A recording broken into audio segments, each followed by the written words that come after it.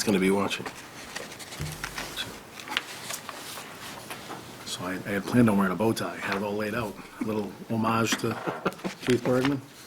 First thing he's going to say is that you're not dressed up because he's know. not here. Good evening, everybody. Welcome to the Board of Selectmen meeting. We have a two-part, one agenda item meeting this evening. This is the Board of Selectmen meeting, Monday, November 20th, 2017, and the agenda tonight will involve the Police Chief Preliminary Screening Committee interview of applicants. We've got a full docket of interviews to go through tonight, and then we'll have some conversations and hopefully we will seat that committee this evening, and then there'll be appointments of the members of the Board of Selectmen for that meeting as well, for that committee as well. Just to get us started, Mr. Clerk, if you'd lead us in the Pledge of Allegiance, please. Certainly. Thank you.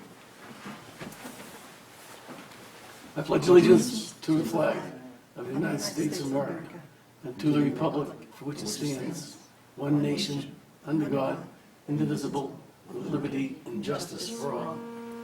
Thank you. Is that me? I think so. I thought I turned off, sorry.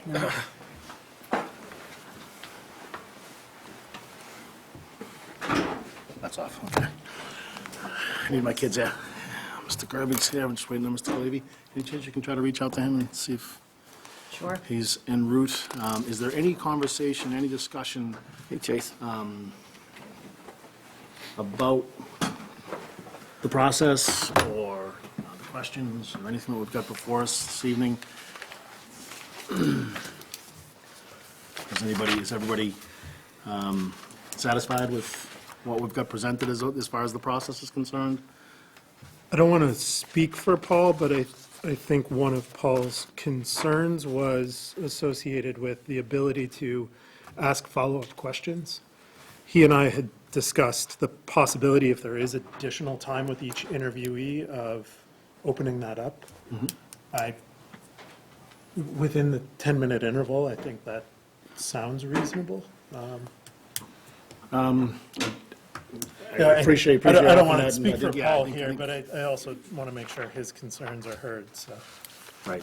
I had hoped that would be able to hear any of those concerns between 6:30 and 6:40. Aside from the perceived concern by Mr. Glavy, anybody else have anything that they would like to discuss? Any changes to the process? I don't, Brad, you good with that? I'm good. Ms. Mansaldi?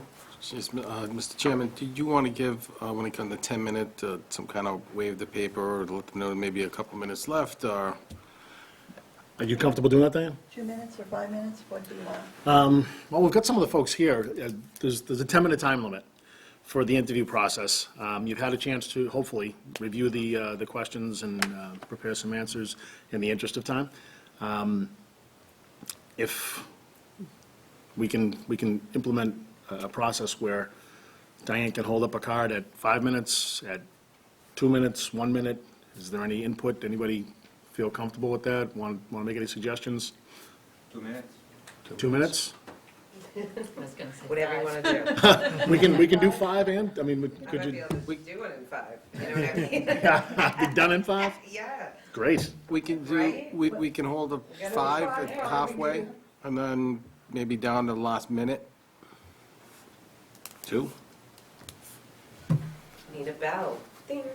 We have the shepherd, so. I know, The right? hook. The hook, we're going to get the hook out. Okay, we'll try 5 and 2. Excuse me if I don't do it well enough, but I'll try. No, I'm sure you'll do awesome. Fine.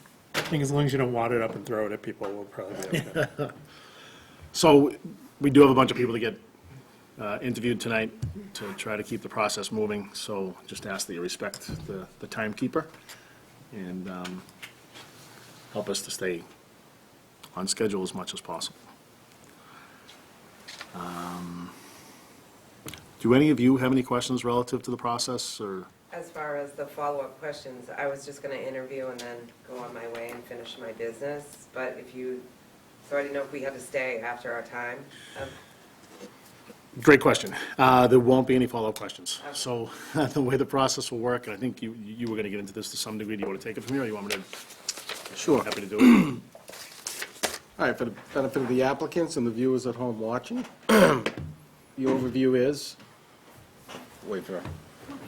So, No, no. just as far as follow-up questions, after you go through After your my interview 10 process, minutes, yeah. we're not gonna reach back out to you Okay, and say, that's hey, what do you yeah. feel about this? So, That's to good. answer that specific question, that's not gonna occur.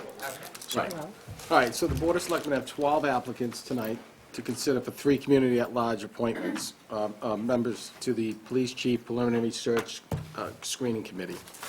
Beginning at 6:40, each applicant will be allocated 10 minutes to answer 4 questions that will be displayed on the monitor in front of you, as well as there'll be a set of questions at the table. For the purpose of staying on schedule and consideration to all applicants, the interview will end once 10 minutes passes. At 5 minutes, Diane will hold up a piece of paper and just letting you know you're at the halfway point. And then at 2 minutes, did you? Yeah, we'll try And then at 5 2 and minutes, she'll just hold up a paper just to let you know. And then once it comes 10 minutes, we'll end the interview. Everybody's good? Mr. Yeah, Mr. Clavey, any questions or concern? There wasn't really any issues raised, but Mr. Gerbig did mention that you may have some thoughts or concerns relative to the Yeah, process and the I'm conscious that I questions. wasn't at the last meeting, so, I might have opined on a couple of different minor points, but I'm okay with the process for tonight, and, yeah, and we have a great pool of candidates, and I appreciate the need to have a probably increased level of organization, given the large field we have, but going forward for future appointment process, I might have a couple of different points to offer. Appreciate that. As far as the potential for any follow-up questions, if in fact someone completes the questions that we presented, and there's 3 minutes left or 2 minutes left or something like that, do we want to entertain the opportunity to ask follow-up questions? Do you want to just kind of keep it uniform so that if somebody decides to use the full 10, we keep everybody kind of to the questions that we put before them? Just offer that up if there's something that we would want to consider. I mean, I like that, and I think that was something that Paul had suggested that seemed to make sense to me, that if there is time, candidates have their 10 minutes. These are the questions that they're really going to be evaluated on, but we're essentially going to sit on our hands probably in between anyway, so we might as well use that time to ask follow-up questions if there is something particular. You know, you might need a point of clarification, something like that. Okay. Well, I appreciate that additional consideration, but I don't want to derail what you've already adopted, but if, time will probably make itself available anyway, so we'll see. Yeah, but thank you. Okay. I think we're ready to get started. Okay. Just about 6:40. Mr. Ansel, do you want me to call the first candidate forward? First candidate, yes. Andrea Alvarado, please come forward. Good evening. Good evening. Hi, How you doing, Andrew? Hello. how are you? Good, and you? Good. Good. So, kind of gone through the ground rules, you ready to get started? So, are you comfortable with just following along with the questions? Totally, The yes. questions? I took some notes for myself too, Great. just some bullets, so I don't, ramble on a little bit and try and stay within the 10 minutes, so. Good deal. Good evening. My name is Andrea Alvarado. I live at 44 Loxley Road in Littleton.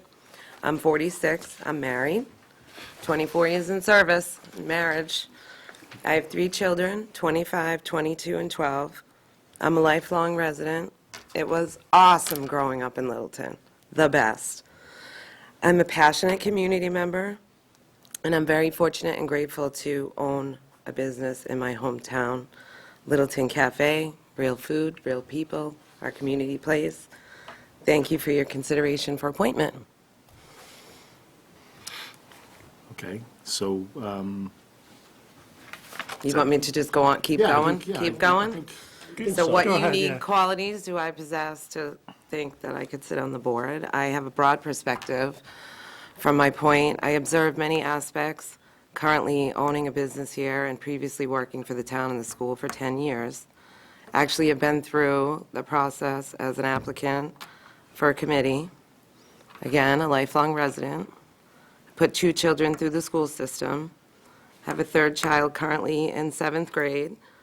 A regional champion cheerleader on our way to Orlando. I care for and reside with my elderly parent who also raised 4 children here. Hardworking, honest, completely biased. I have no candidates who are lined up to get in a position. Make sure for the town's best interest is first. Most often, people sit back, listen, complain, see what's on social media, and I wanted to be involved, to be able to make a choice, to have a voice. So that's my unique qualities.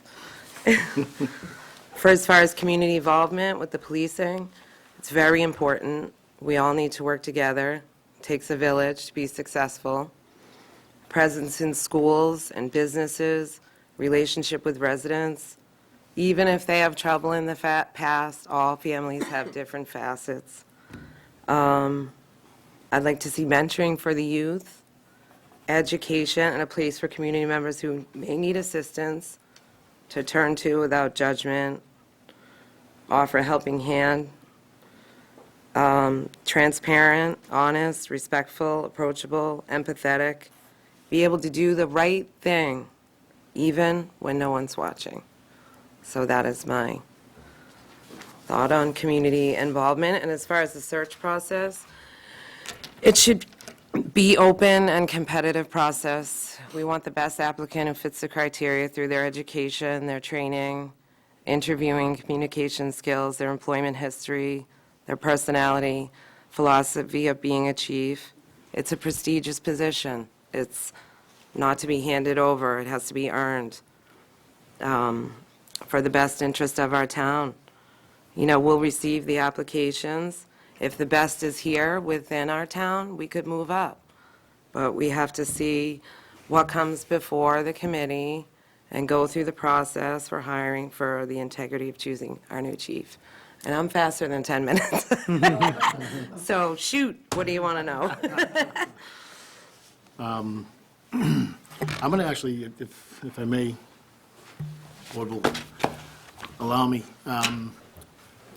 the third question relative to community policing, you talked about a lot of community involvement, but Yes. community policing is kind of a strategy that police departments use nationally, and it's something that came about a few years, well, quite a few years back, but As far as their presence and being involved in the community, you mean, as, yeah, it's like a strategy. right? It's key in the schools, definitely. I worked in the schools for 10 years. The resource officer was a great asset.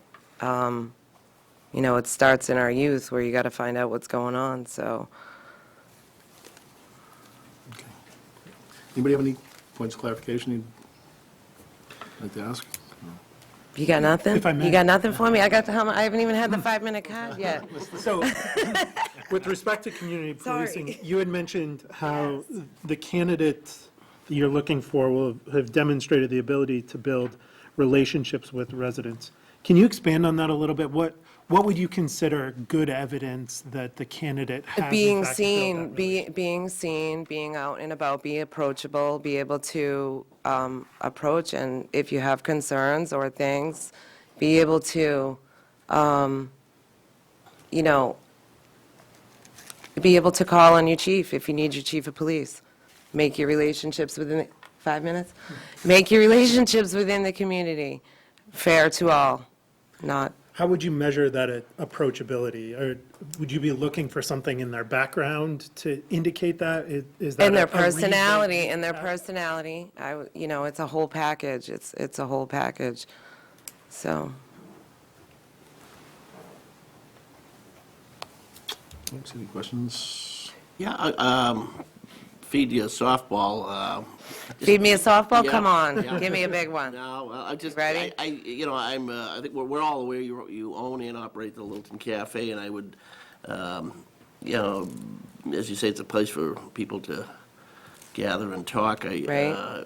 Can you maybe expand a little bit on how you're managing that business in a direction where the public might give you an opportunity to get a a cross-section of views from the community? As far as I get a lot of views from the community. I hear a lot of stuff. I have to take it in and keep quiet if I want to stay in business, right? So I have a lot of, I hear a lot. I hear a lot of stuff.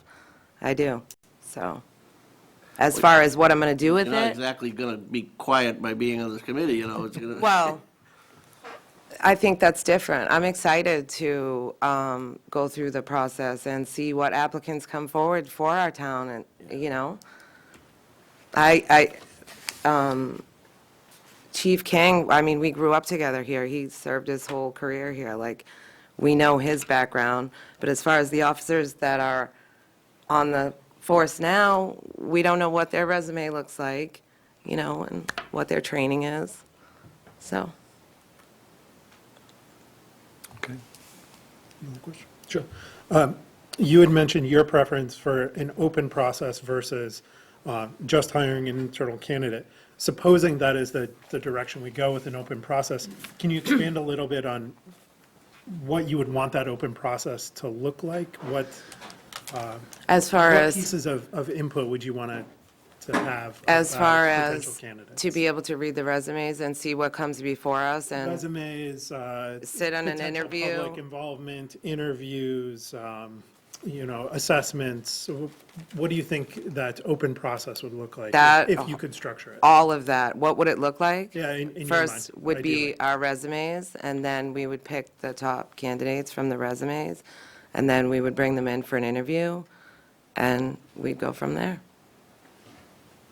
And our chief could be within. We don't know. We want the best of the best, right? 2 minutes. 2 minutes.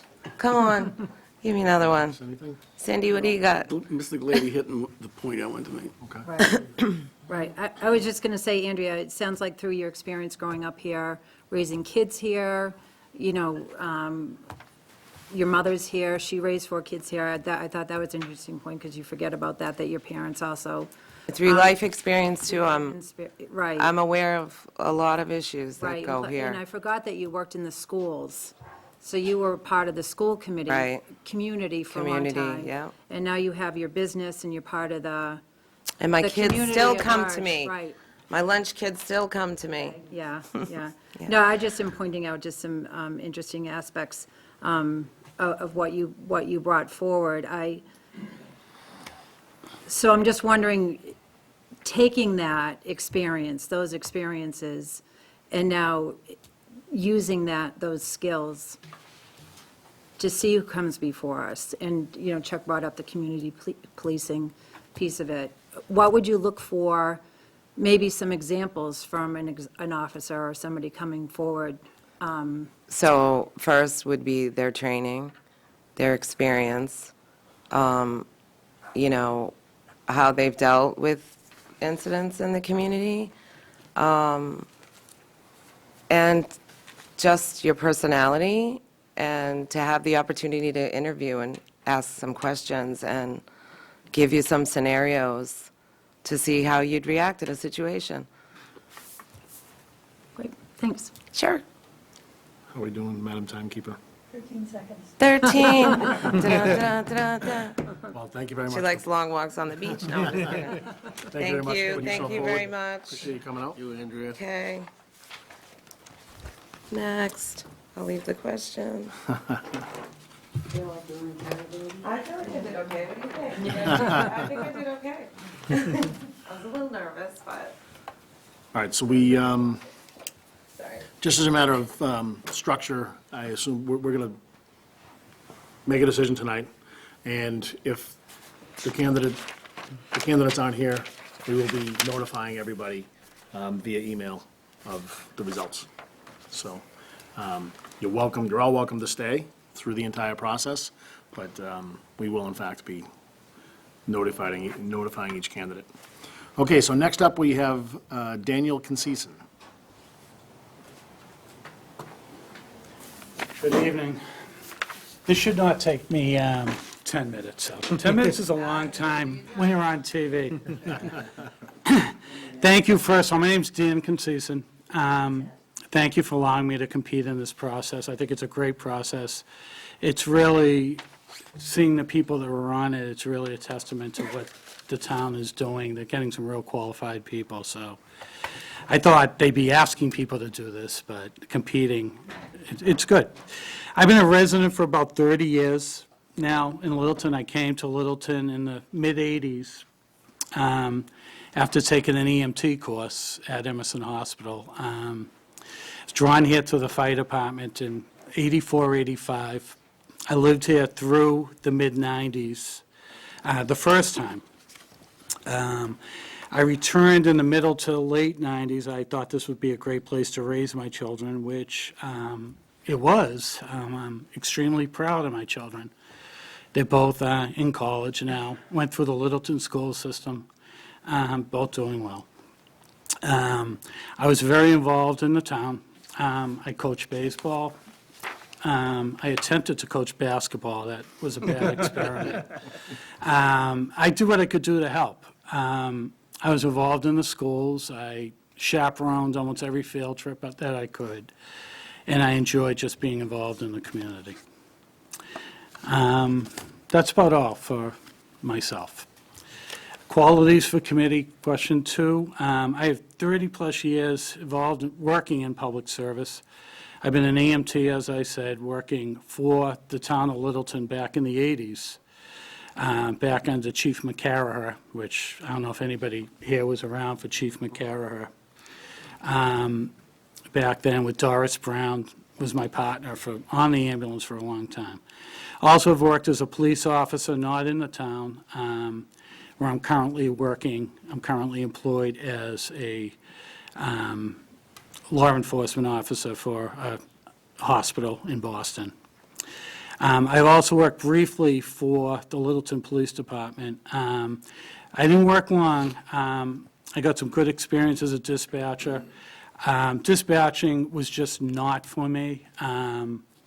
I enjoyed working for the town. I'm a little bit disappointed I couldn't give more to the town, but I had to move on, which I did.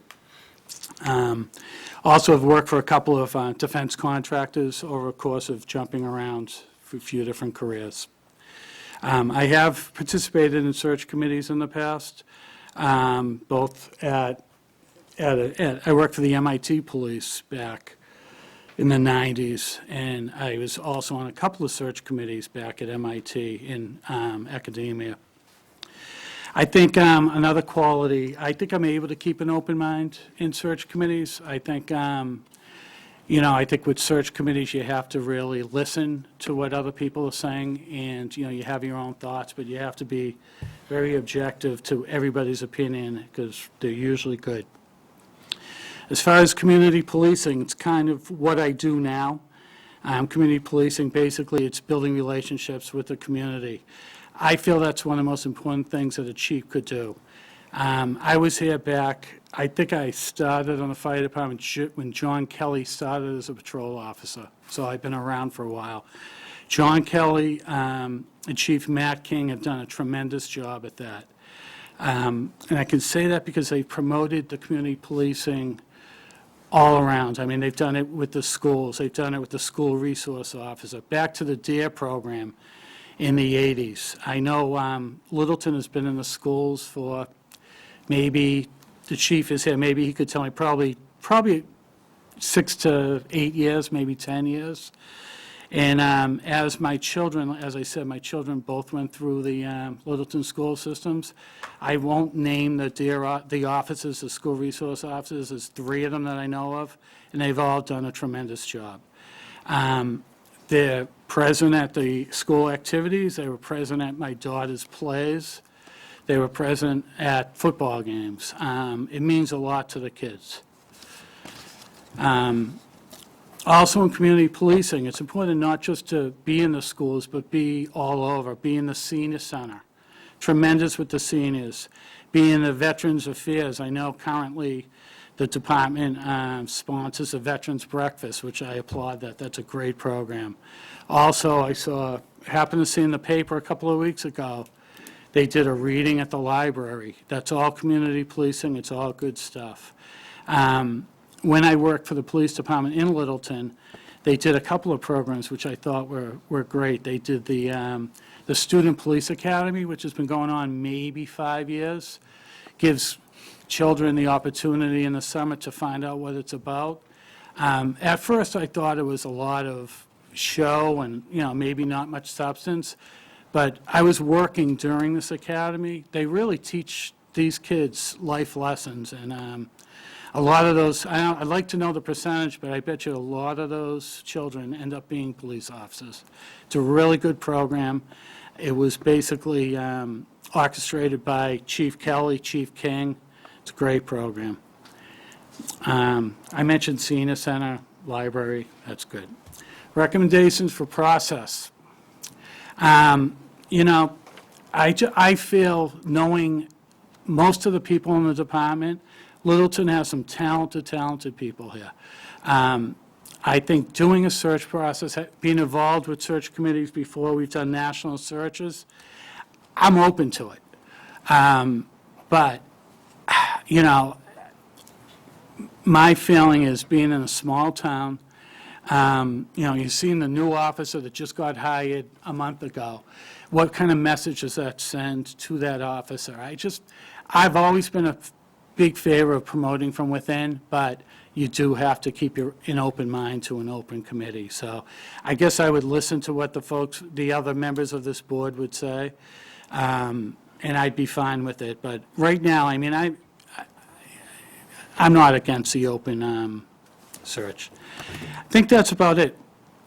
I know I didn't use a lot of time, but 3 minutes left. 3 minutes left? I talked more than I thought I did. I can talk. That's what the kids on the basketball court probably said, too. Oh, let me tell you, I did not coach. I just kind of babysat. I knew nothing about basketball. Some people here will agree. Anybody have any questions? Mr. Knox? You mentioned that you've been on search committees before. Can you Sure. elaborate what kind they were? I worked at MIT for about 15 years. I worked for the police department. When I was on the police department, I was asked to be on search committees for a residential life search committee where they hired a dean of students. And I did that, which was very interesting. It was a national search. We actually hired somebody from California. We did not hire from inside. And it was just a real interesting process. Thank you. You're welcome. Anybody else? So with respect to community policing, I think we can agree actions are going to speak louder than words, right? And I would be surprised if we got a candidate that said, I'm not really up for this community policing thing. So as far as evaluating candidates, what in your mind would demonstrate a candidate's genuine commitment to community policing in their actions, not just in their words? Their resume, what they've done. What have they done for the last 5 years? What have they done to promote the programs that I mentioned? What have they done to promote education within the schools? What have they done for our seniors? What have they done to help seniors? What have they done for our veterans? What have they done for just getting out there and being visible and being in the community? Thanks. Mr. Glebe, you had a question? Not a question, no, just a comment that Dan's one of those folks who lived in Littleton and left and had the wisdom to come back, so that's a... Yeah, well, what I did is, when I left, I was working in Cambridge, and I moved closer to Cambridge. I had a home, sold a home, met my wife, always told my wife I wanted to bring my children up in this town. And I did it, and I built my own house, I pulled my own permit, so I've been here before the planning board. And that was an adventure, but not the planning board, just building, building the home. No, I didn't mean, absolutely no disrespect. They don't get a vote. They don't get a vote. Roland isn't here anymore. But it was, I really wanted to bring my kids up in the school system, and I grew up in the city, you can tell by the way I talk. Haven't lost that, and I just thought Littleton was a dynamic place, and I remain here. And I don't think my son, he'll graduate, he'll be in my house. He won't leave. I love the town. Last 15 seconds, have anything I'm all set. to offer? Questions? Thank you very much. Thank you. Appreciate you stepping up. Thank you. You're doing a great job over there, timekeeper. Sorry, pressure. Next up, we have Mr. Ted Doucette. Good evening. Ted Doucette, as most of you know, I want to thank you for inviting me to be part of this process and being a candidate. I think it's a very important process that we're going through. I am still a blow-in. I moved in here in 2003. Immediately felt the call to start volunteering and join the Board of Health. I served there for 6 years. I think about 3 of them were as chairman. Then I did serve 1 term following that as selectman. And I was chairman my last year there. And since then, I did take a year off to kind of decompress. And I've still been involved in the community, most recently with Littleton Youth Soccer, which I thought would be a little less pressure, but sometimes there's a little more pressure, a little more attacking there. You got 6-year-old. Yeah, yeah.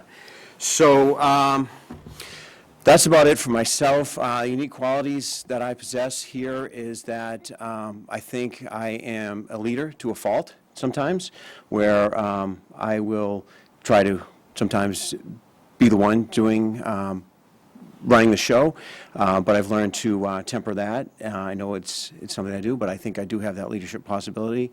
And as far as chairmanships, I've done that, and vice chairman I think is also important, where you support the chair. Also, another unique quality is no one is ever wondering what I'm thinking, and that's almost to a fault again. But I think that I really want to make sure that I get my thoughts out there, and to counter all that, I do have some close friends that I've served on other committees with who have actually told me my faults, and one of them was in the past was that once I make up my mind, I stop listening. And they told me that when I was still on the Board of Health, and I think I was able to take that and change that, and I was pretty proud of myself when I was on the Selectmen, when I could really listen to people, and I really learned to listen, and I'm pretty proud of myself a few times where I really did change my mind after hearing from some other people. Let's see, what type of qualities? I think we need a leader. We need someone who is organized, and someone who has experience working with all the different aspects of the job that we have. We're a small town. We're trying to stay a small town, but I think if we haven't already, we're going to go over that mark of 10,000 residents, and I think that really is going to change the perception of the town, and we need somebody who can handle this transition of all the new demands on the town and all the different aspects of being police, from being police chief, from being the leader, being the face of the police, being able to control the budget, being able to take a lead in this community policing, and to take marching orders from the Board of Selectmen and do what's necessary to have an effective police department.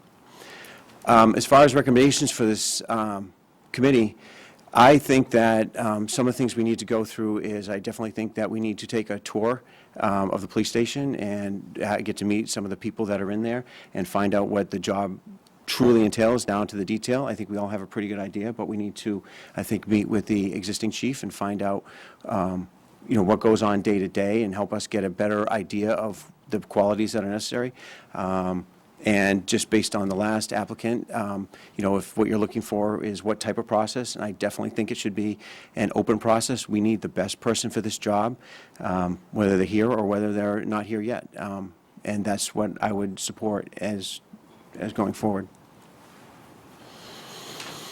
Great. Any holes? Any questions? Let me just finish my notes. Does anybody have any? Still scrolling.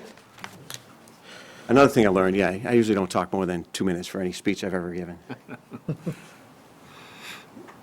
Okay, so since you have that in common with Mr. Glavy, do you have any?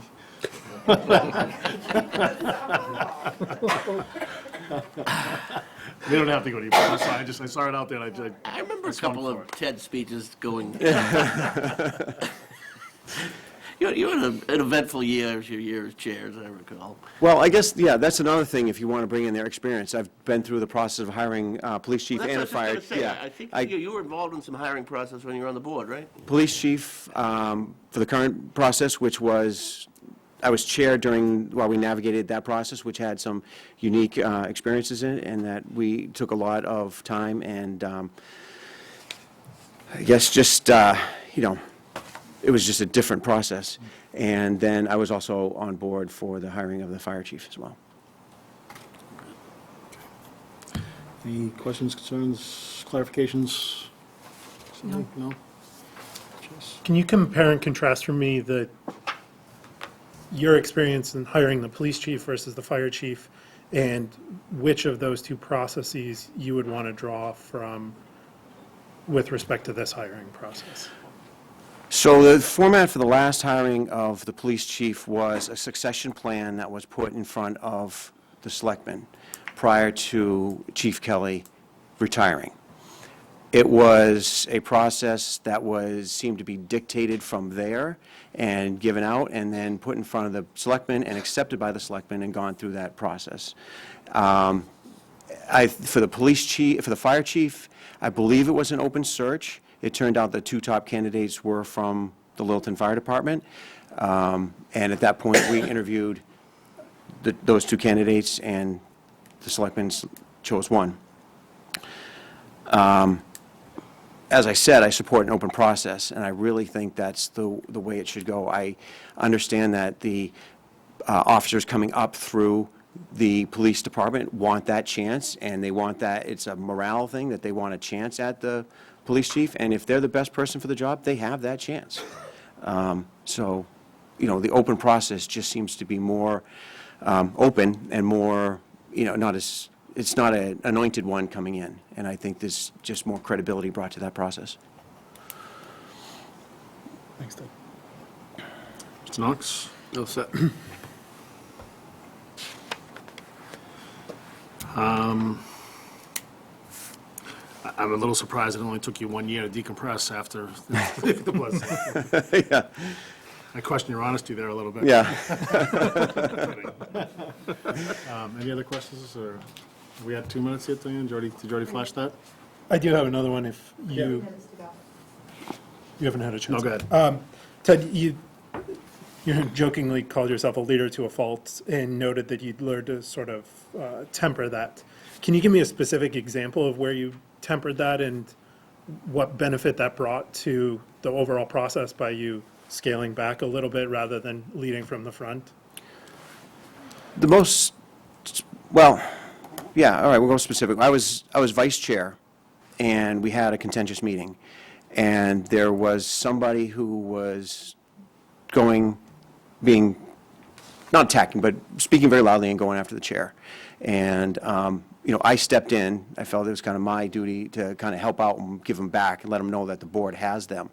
But whereas I also let the chair still run the meeting. I came in, showed my support, showed this person that we're not going to stand for this as a board, and then let the chairman take over, continue to run the meeting and show the support, show the opinion of the board.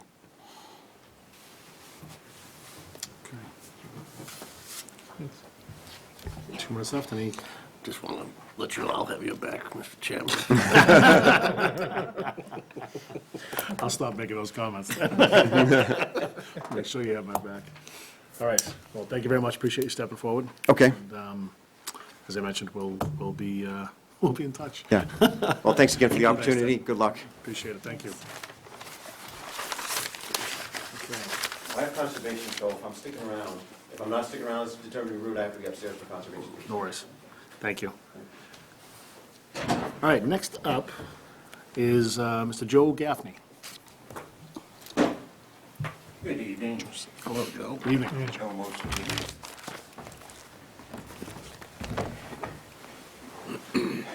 Hi, Joe. Hi, Joe. Okay, I'll take the first question about, fill in the blanks. I've lived in Littleton for a number of years, and my family and I are very grateful for what the town has provided us during that time. And as you notice from my resume, I have given many hours and years of community service as a way to acknowledge my gratitude. There's an opening currently for a senior manager, police chief. And I feel through my education, my work experience, community service activities, I'll be a valuable member of that committee.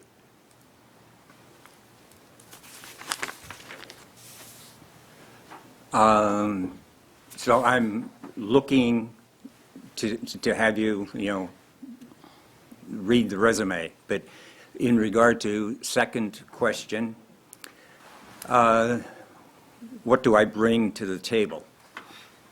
I think I bring a formal education, many years of HR experience, and from both of those, the education and the HR experience, I really am results-oriented. A good listener, observer, analytical, conceptual skills, leadership abilities, good evaluator, a strategic planner, interpersonal skills, relationship building, and recent town involvement in search committees. I was a committee member for the search for the current administrator, the town administrator, and I'm currently working with the FM Kimball and the Morrison Scholarship Committee as a selector as well.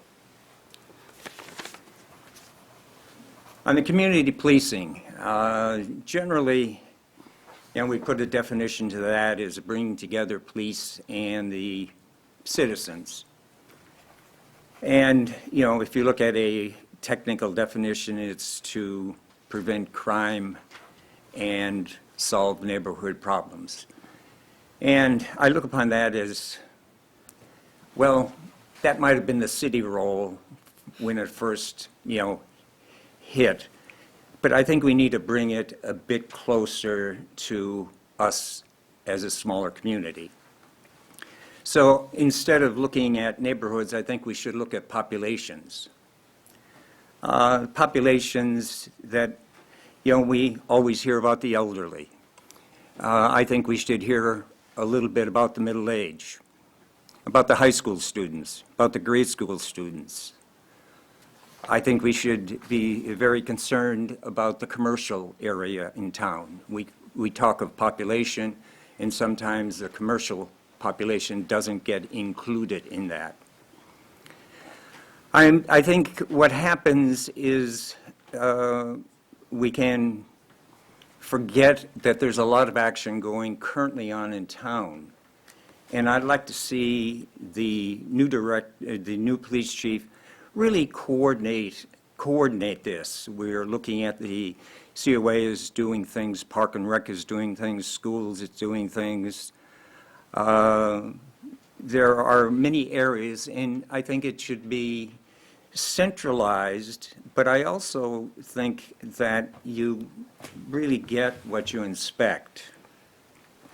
And I would like to see the, new police chief looking upon this and putting it into the performance review as an item that is going to be looked at, is going to be checked, and set some targets as to what are we expecting. I also think that the new police chief should, look at, what should we call it, the ability to assign particular officers who fit a particular population so that there is a degree of constancy in it rather than, well, we have, the cup of coffee and we have the blood pressure and we have the this and they're all good. I'm not knocking them. But I think if we centralize it and organize it with all of the groups in town and measure it, our impact is going to be magnified. And I think that's what we want from it, is to really have community policing have an impact.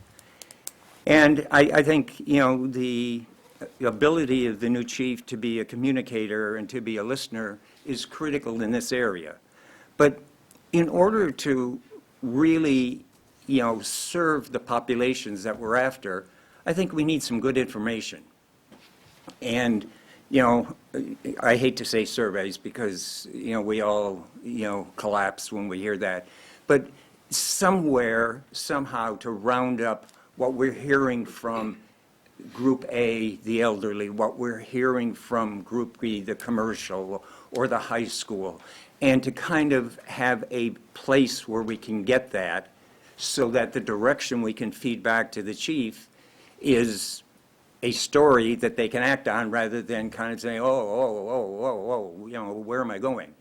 So I'm looking for somebody who can synthesize what we're currently doing, measure it, and let's get on with it.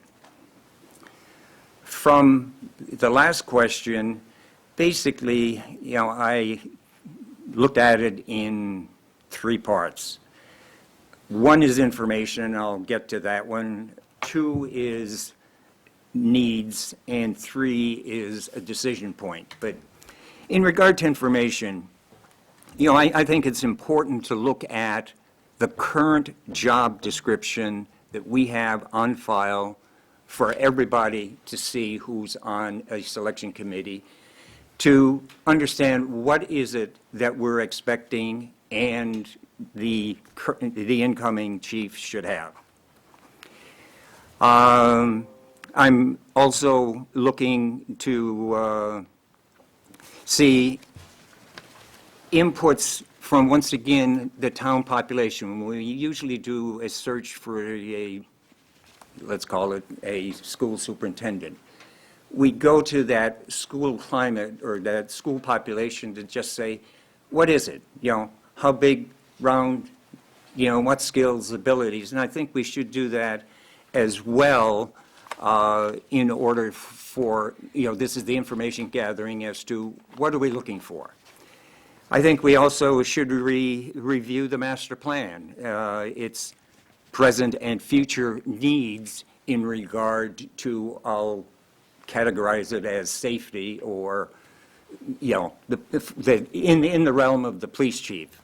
So I think we need a non-biased approach to the selection, and it should be a future-based approach, saying, yes, we're here, where are we going, and we have plans all around town to kind of say, this is where we'd like to go, let's get going. In regard to what I think the new chief should have is strategic thinker, a coordinator, analytical, process and procedure oriented, a leader, take the best of what we have here at the present and deliver an outstanding future. And the third one is the decision, that we have after all of this information and the needs is, do we stay inside or go outside? And when I say inside is just stay within the community and collect resumes from all around, not just from the community. Or do we go to a search firm who will turn it into a bit more national? I don't want to exaggerate on the national, but a bit broader than just the local newspaper would bring in or the Globe would bring in type of things. So that's the thinking I've been giving to the 4 questions, and as I've been very active within town in committee after committee and chairs of this and chairs of that. And it's my opening statement is because, I've gotten a lot from the town, and I'm trying to show that by giving back a lot to the town. Right on schedule. Thank you. You very much. Thank Appreciate you. your time. Thanks for stepping up.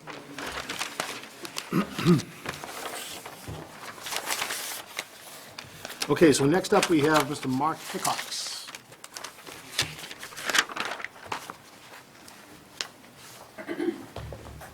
Thank you for having me this evening. Thank you. Mark Hickox, 11 Colburn Lane in Littleton. I've been in town residing about 28 years, and kids have gone through the schools here. And I've been on the fire department for about 25 years. I retired from that last year, It's getting to be a younger man's game, and I can recognize the signs and symptoms of that. Which, as I was thinking about that, I recalled my first engagement with the fire department actually involved Chief King. When we had first moved in, there was an actual residential fire at the end of my street. It was in the summertime, and I think Matt King, patrolman, at that time arrived at the house, and I had run up the street because I saw the smoke and heard the sirens. And it came, Matt and I actually went in to assist the resident. I don't know if he remembers that or not.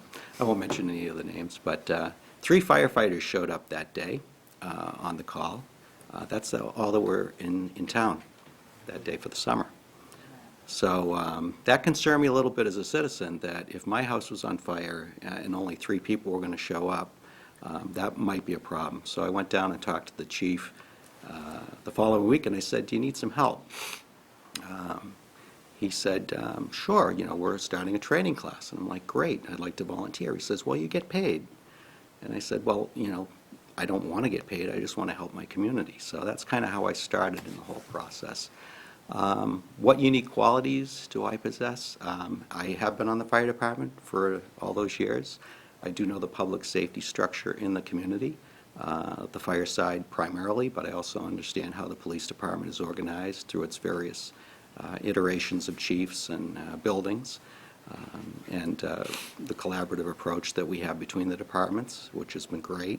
I'm a board-certified safety professional, so I am familiar with safety, but prior to that, I was in security and law enforcement, so I still understand the other side of the house as well. And that's kind of the way we look at it, 2 sides of the house, but we all have to come together and make it all work. I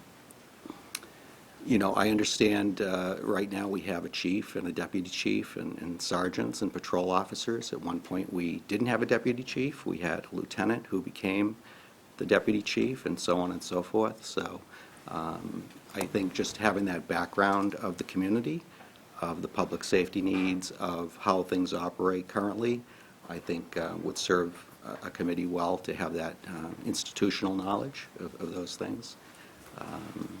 Community policing,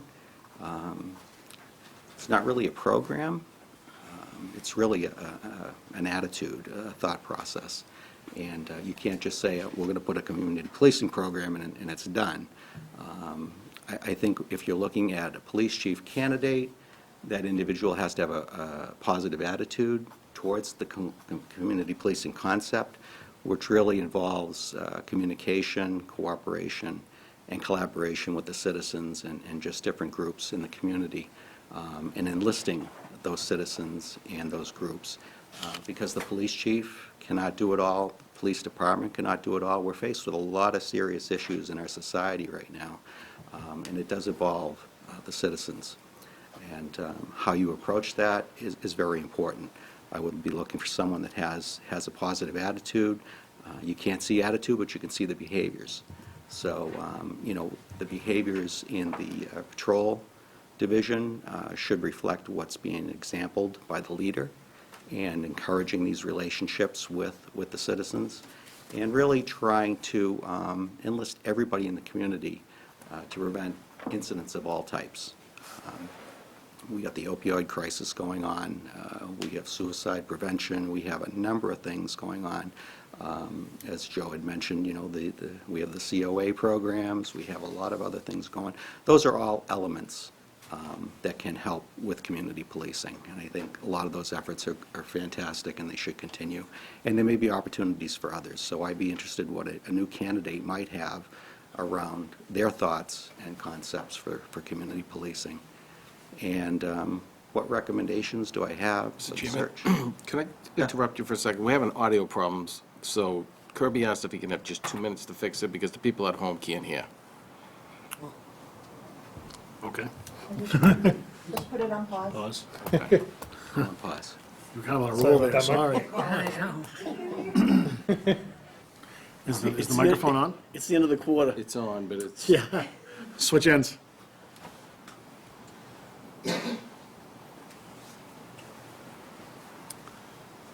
We're halfway through. Anecdotally, not related to the questions, I think you have some great folks that have applied to do this, so I don't think whatever your decision is this evening will be, you'll have 3 good Well served. people on the committee, so I'll put in a plug for everybody. Very good. We appreciate that. Well, there might be an exception. Is he going to communicate Yeah. via text, or does he need to come down? Text. Is the green light on? Your Green your light is microphone? on. Thanks, Mark. Okay, we're all set. All right, I believe I was into question 4. Yes, I don't have any particular, I'm not wedded to any particular process at this point. I think you're bringing this group together to determine what that process should be, make that recommendation as well. A good organization does develop and implement a succession plan, so I believe that should be a strong consideration. My personal philosophy and the organization I work for is if you hire, train, develop, and retain a quality workforce, your day's made. You got the right people in place. So I would not say open up the process just to open up the process. I would say you want the best candidate available. That may be here, that may not be here, but it could be an internal search only. I've seen other communities in the area over the years open it to their command staff. I believe Maynard at one point interviewed everybody from the sergeant level up for a position for chief. So you could look at it a number of different ways, and I think that's what you're asking this group to do. Do you want to do a succession plan? Do you want to do internal candidates only? And if you do that, what level do you go down to? Do you go to the patrol level, or do you stop somewhere in the middle, like the sergeant level? In fact, we only have patrol sergeant, and it doesn't really matter at that point. So you're either going sergeants or up or not. If you open it up, what are your criteria there? Are you going to accept candidates who are not command level yet, who have that experience, that leadership? So if you're going to go for a chief, are you looking for someone who is at least a deputy chief or a captain in another department? So you have to figure out, to what level. I've worked in personnel in my church for over 10 years, and I've done resume screening and candidate interviews and offers, and it's difficult. So I remember the first time I put an advertisement out, I was sorry I did it the way I did it, because I was overwhelmed. So you definitely want to say what you're looking for, what level of candidate you're looking for, what the criteria are, what is that job description, because you can be overwhelmed in this process. So whether you do a succession plan, whether you do internal candidates only, whether you open it up, I've also seen searches where you open it up and you indicate in the job ad that there's a preferred internal candidate, or internal candidates have preference. So there are a number of ways to design it. You just have to decide what's going to be best for Littleton.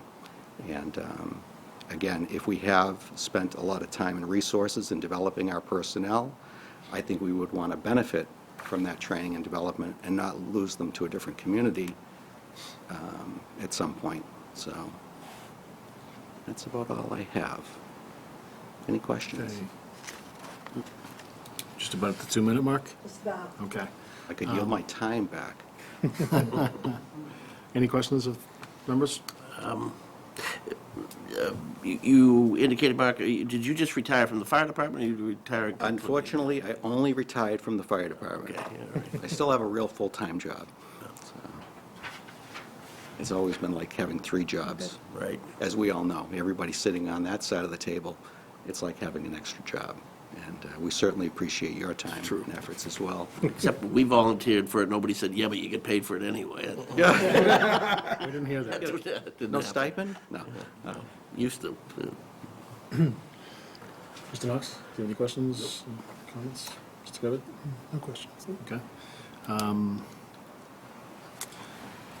I like the idea of the succession plan. I think that's certainly a takeaway, and I think that's part of this process. Is we're going to learn a lot, because we're talking to a number of different folks, and everybody's got some different ideas. So that's an added benefit that I hadn't thought about going into this process. So appreciate your thoughts, and if there's no other questions.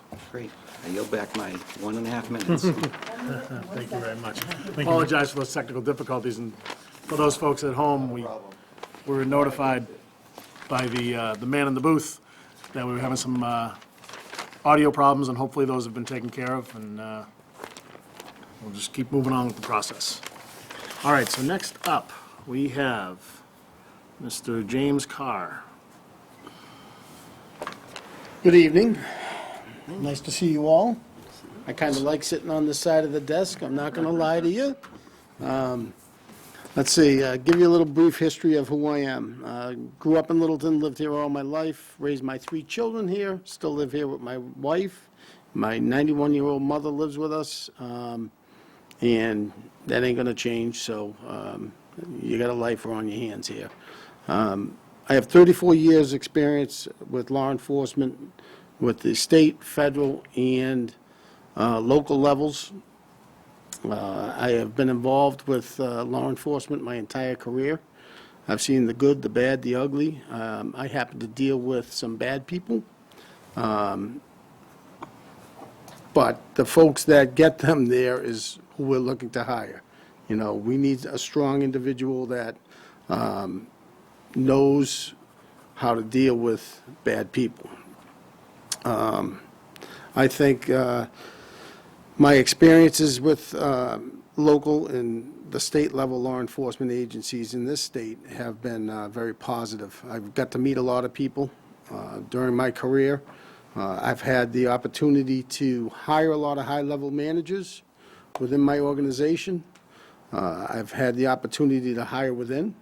I've had the opportunity to hire on a outside agency level and to bring in some good staff. So I've been on both sides as far as within and looking for a search committee. I was on the Board of Selectmen for 9 years. I'm currently a member of the Light and Water Commissioners. I've given a lot to this town. I've volunteered as a football coach prior to getting on the board. When my son graduated, I had some extra time on my hands, and that's when I got involved in the Selectmen. I was also involved with hiring of the chief. Mr. Knox and myself were appointed by the board to hire the fire chief. We went through this same process. I think that process worked well when the Chief Kelly retired and the department was in a transition. I think the board felt it best to go within the organization and select the deputy chief as chief. So I've been around town. I know law enforcement. I've got to meet a lot of people throughout my career, and I got a pretty good sense in reading people. We all know when you hire somebody and do interviews, it's only a one-on-one process. You don't know until you actually get into the position and you see results. Actions speak louder than words. So that's you know, my brief introduction. Unique qualities I possess for preliminary screening. I think my experience in hiring high-level managers, hiring a fire chief in town, going through the process for the police chief, and being able to get a sense of how folks react to questions during an interview process has served me well. So I think that being part of this committee, I can help the town select at least a couple applicants to bring forward to the Board of Selectmen so you guys can make the right decision. Community policing, I mean, you've heard a lot of examples about community policing tonight, and I'm sure you're going to hear a lot more. It's the involvement in getting the community involved. It's about being that individual and making sure that your organization is involved in everything in town. It's just not restricted to the elderly, veterans, and all different groups. It's every aspect of town. We have a very transient traffic population that comes through this town. You know, they work here. We have a huge workforce that work in this town. To community, they're part of our community. So you have to be involved in that also.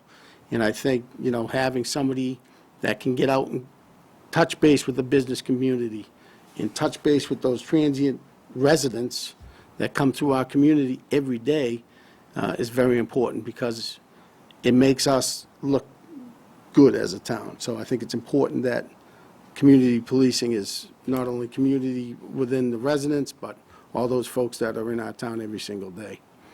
I think the police department has done a great job with their Explorer program. You know, you can see it on their Facebook page, and seeing the kids go through that academy is just fantastic. And that's where you got to start. You know, you need to start when they're in middle school. You need to start in first, second, third grade. You know, we all see the news. We all see the reaction of law enforcement recently. In our town, we want to make sure that nobody has any doubt that they can come up to a police officer and say, I need help. I have an issue. I'm afraid of you, or I'm scared of you. We can't have that. So that's my aspect of community policing. As far as recommendations, I think the committee as a whole needs to have or bring forward at least 2 candidates that you as a board can pick either or, and will work. It will be a great fit for this community. We did that with the fire chief when we brought those 2 guys before the board. Both are now fire chief. You know, so I thought that was a great example as to how a process should work and will work.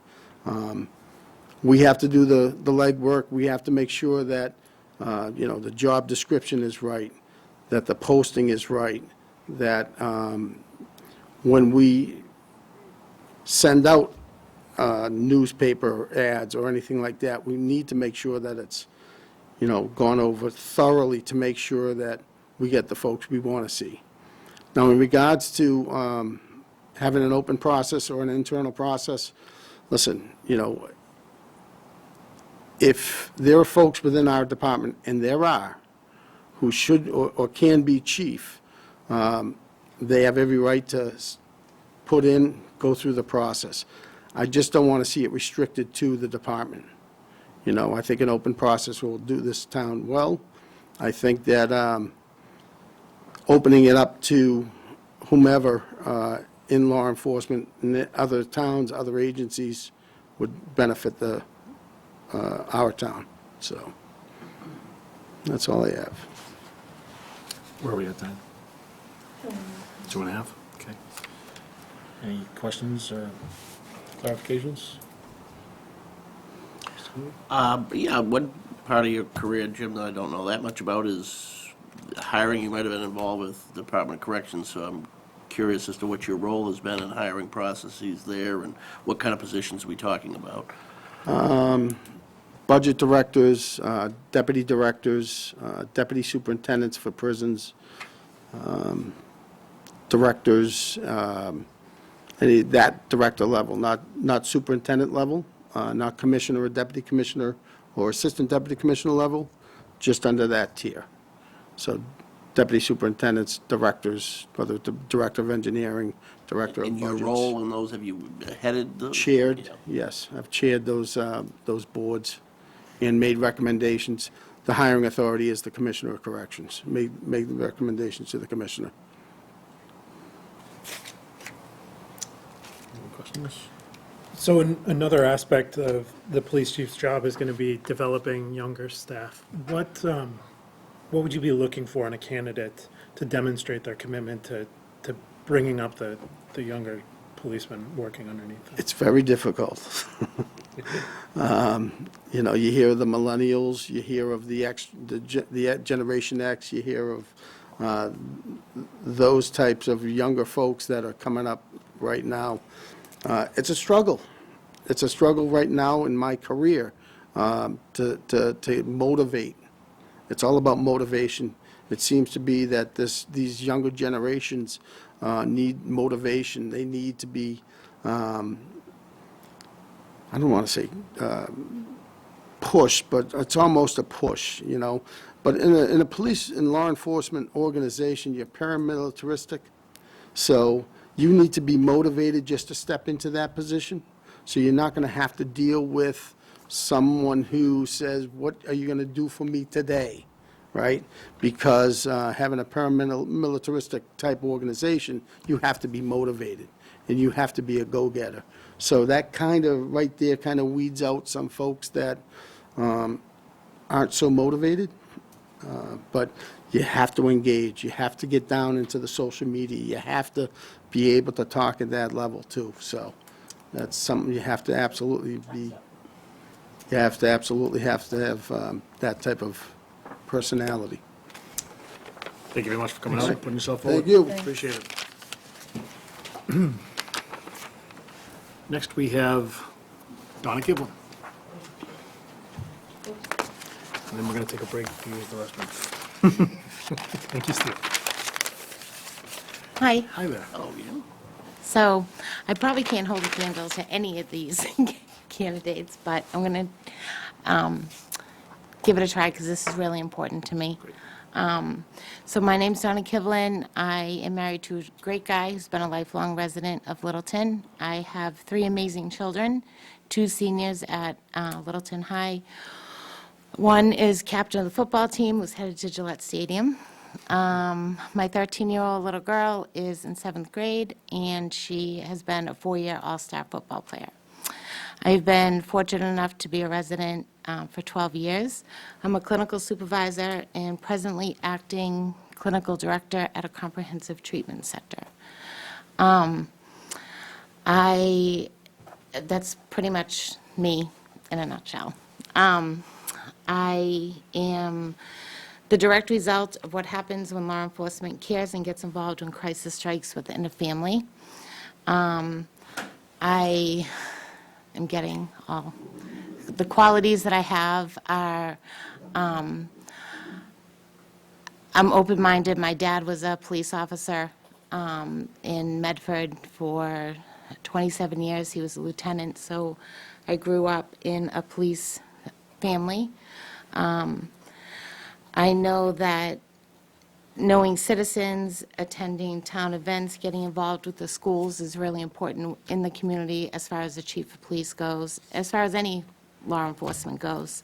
As far as the community policing, I think that a police chief should they should live within their values, be examples, realizing their positions, setting goals, saying thank you often, being real, admitting their mistakes, and are mentors and coaches. I believe that police and citizens working together and should be jointly responsible for reducing crime and improving the quality of life in the local neighborhoods. Forgiving. I believe that children should be able to see a police officer and ask for help and feel comfortable enough to do that. Solution-oriented, vision, cast goals. As far as recommendation on how the search process, it should be open. It should be, I believe, internal, but as well as external, because we want the perfect chief. And nobody's perfect, but we want the right fit. And I know that I have way too much time left over, but that's pretty much it. I brought my son with me, and he just told me just to be myself, so. That's good advice. So he's a wise man. Yeah. So it's really important to me. Like I said, this community has given so much to me. I felt like I should be here just to give back just a little bit. Appreciate that. Any questions or any points of clarification anybody's interested in? Could you talk about a group decision-making process, whether that's professionally or personally or something like that, that you were involved in, and sort of how you interacted with that group and what you brought to that group decision-making process? Such as a hiring, It could be hiring, it could be, it could be anything, putting together a work plan for achieving some Organization. goal, whatever that group decision-making process is. Yep, I think that laying down set goals on what the end result, what you want the end result to be, working as a team. I believe a lot in motivational interviewing, and being open to suggestion, and then not putting just my opinions out on the table, but taking everybody else's into account. Yeah, that's, Do you mind if I follow up? John? No, go ahead. You mentioned motivational interviewing. Can you tell me what that means in an interviewing process? positive feedback, asking questions, the appropriate questions, and listening in depth, getting positive feedback for those answers. Listening and taking everything into perspective.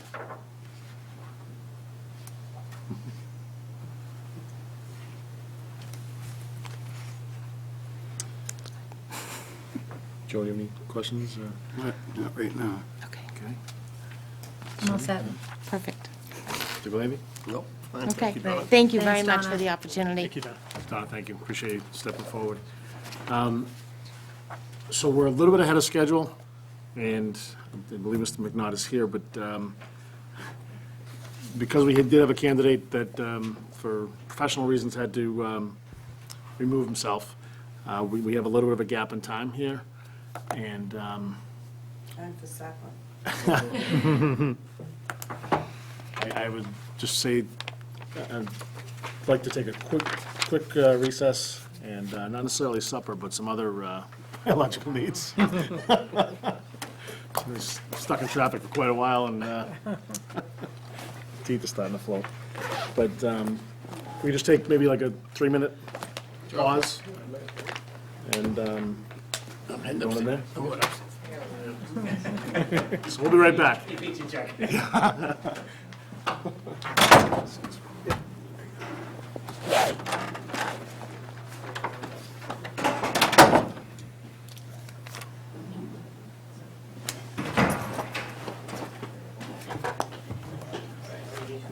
So you think you're prepared until you sit in the chair. You know what I mean?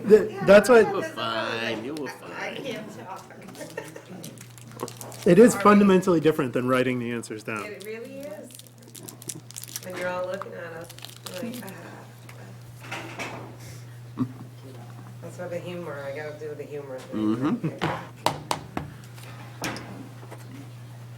We get candy when Keith's not here? Is that the? I know, right?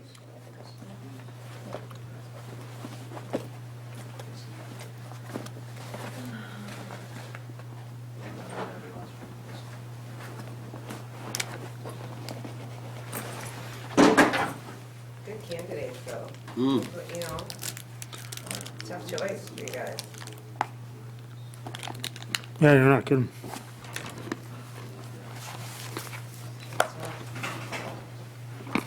First was tough. First was scary. You did good. You watched me? I was watching you at home. At home? I will say, we could probably just choose 3 randomly and do That's- okay. Yeah. At the end of the day, we have to keep in mind, we can't screw this up any more than. We can't screw it up, period, because we ended up with, well, we haven't seen the rest of the field yet, but so far, you know. Exactly. Yep. They're all good.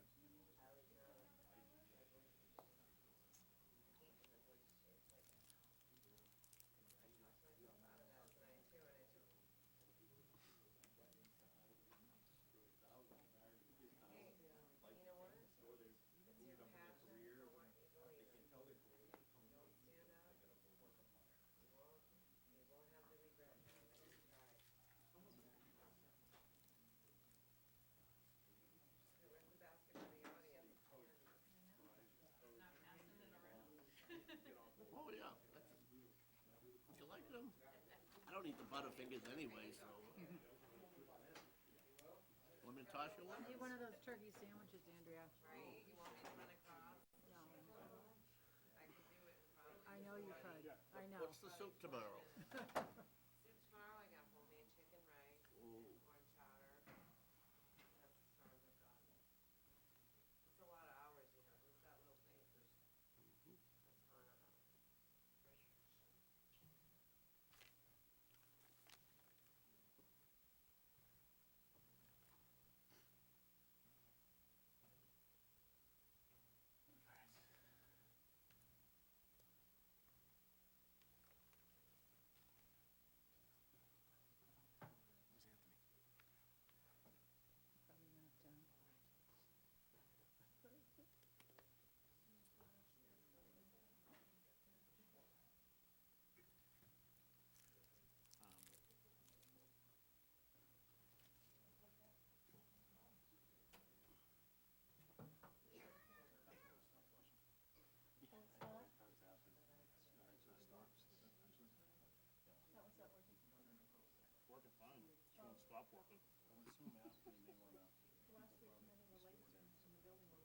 Really?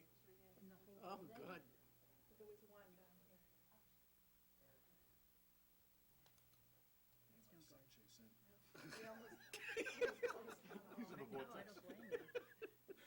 Hope he's not waiting for it to stop. You okay? It's just continually flushing. Yeah, it's just, and then it takes like a long time. Probably going through like 10 gallons of water. Yeah, I've been having a lot of trouble with water, so that's, Yeah, we're a green community. That's, yeah. we've had plumbers might in have here stopped it. 3 or 4 days already. Yeah, we have, yeah. Plumbers have been here 3 or 4 days, because last, The ladies room had a problem, right? everyone except one ladies' room last Monday was not working. Awesome. Yeah, maybe the men's rooms are having problems too. Something about the back flushing sediment, like when they did the flushing of the system. Still going? No, no, it's not. Add plumber to his list. Did you fix it, Chase? Yeah, by walking in the door. It's the best kind of repair. But funny enough, things never happen like that in my house. I just walk in the solves door itself? and it just solves itself. I know, it's probably hard to believe.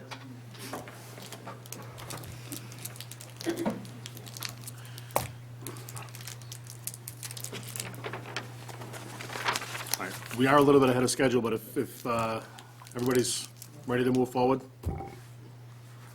Board ready? Yep. Andrew McNaught, Thank you. thank you for coming forward. Thank you very much. Thank you to the board for having me here this evening and considering me for this committee. Brief introduction for people who don't know me. My name is Andrew McNaught. I've been in town for 5 years now, or about 5 years now. I live at 5 Long Lake Road with my wife and 2 young children, a 4 and a 6-year-old, both of whom are in Shaker Lane. I've become increasingly involved in the community, largely through my family and also through other avenues as well. Coached youth sports, t-ball, coached youth soccer, pee-wee soccer. Been involved with Castle in the Trees, things like that, you know, the community rebuild there. Certainly Littleton has become home for us, highly invested in this community. That's why I'm here today and why I feel strongly about what I hope we can do as a committee and ultimately bringing a number of candidates forward for the selectmen to consider, quality candidates. Unique qualities, I think that probably will tie in a little bit to my professional background. I'm a practicing attorney. I work at Gallagher and Kavanaugh up in Lowell, Massachusetts, which is one of the largest law firms in the area. I work primarily in civil litigation, a lot of insurance defense and tort defense, also other areas of law as well, business law and employment law for private candidates, for private clients, excuse me. That's taught me a number of things, but what it's taught me most strongly in my interactions with law enforcement is I want to see quality candidates who come forward who can do a variety of things for the town. And we're in a small community where we expect leaders to not only interact with the general public, but also with each other. I want a good candidate who is going to have the ability to interact with the Board of Selectmen, interact with a citizen on the street, and also have administrative skills within his or her own department, ultimately. You have to wear many hats in a town like this. You have to, I think, take the load off others. That ties into community policing, obviously. But my personal background is basically you're a professional analyzer and interpreter for clients when you practice law in the area that I practice in.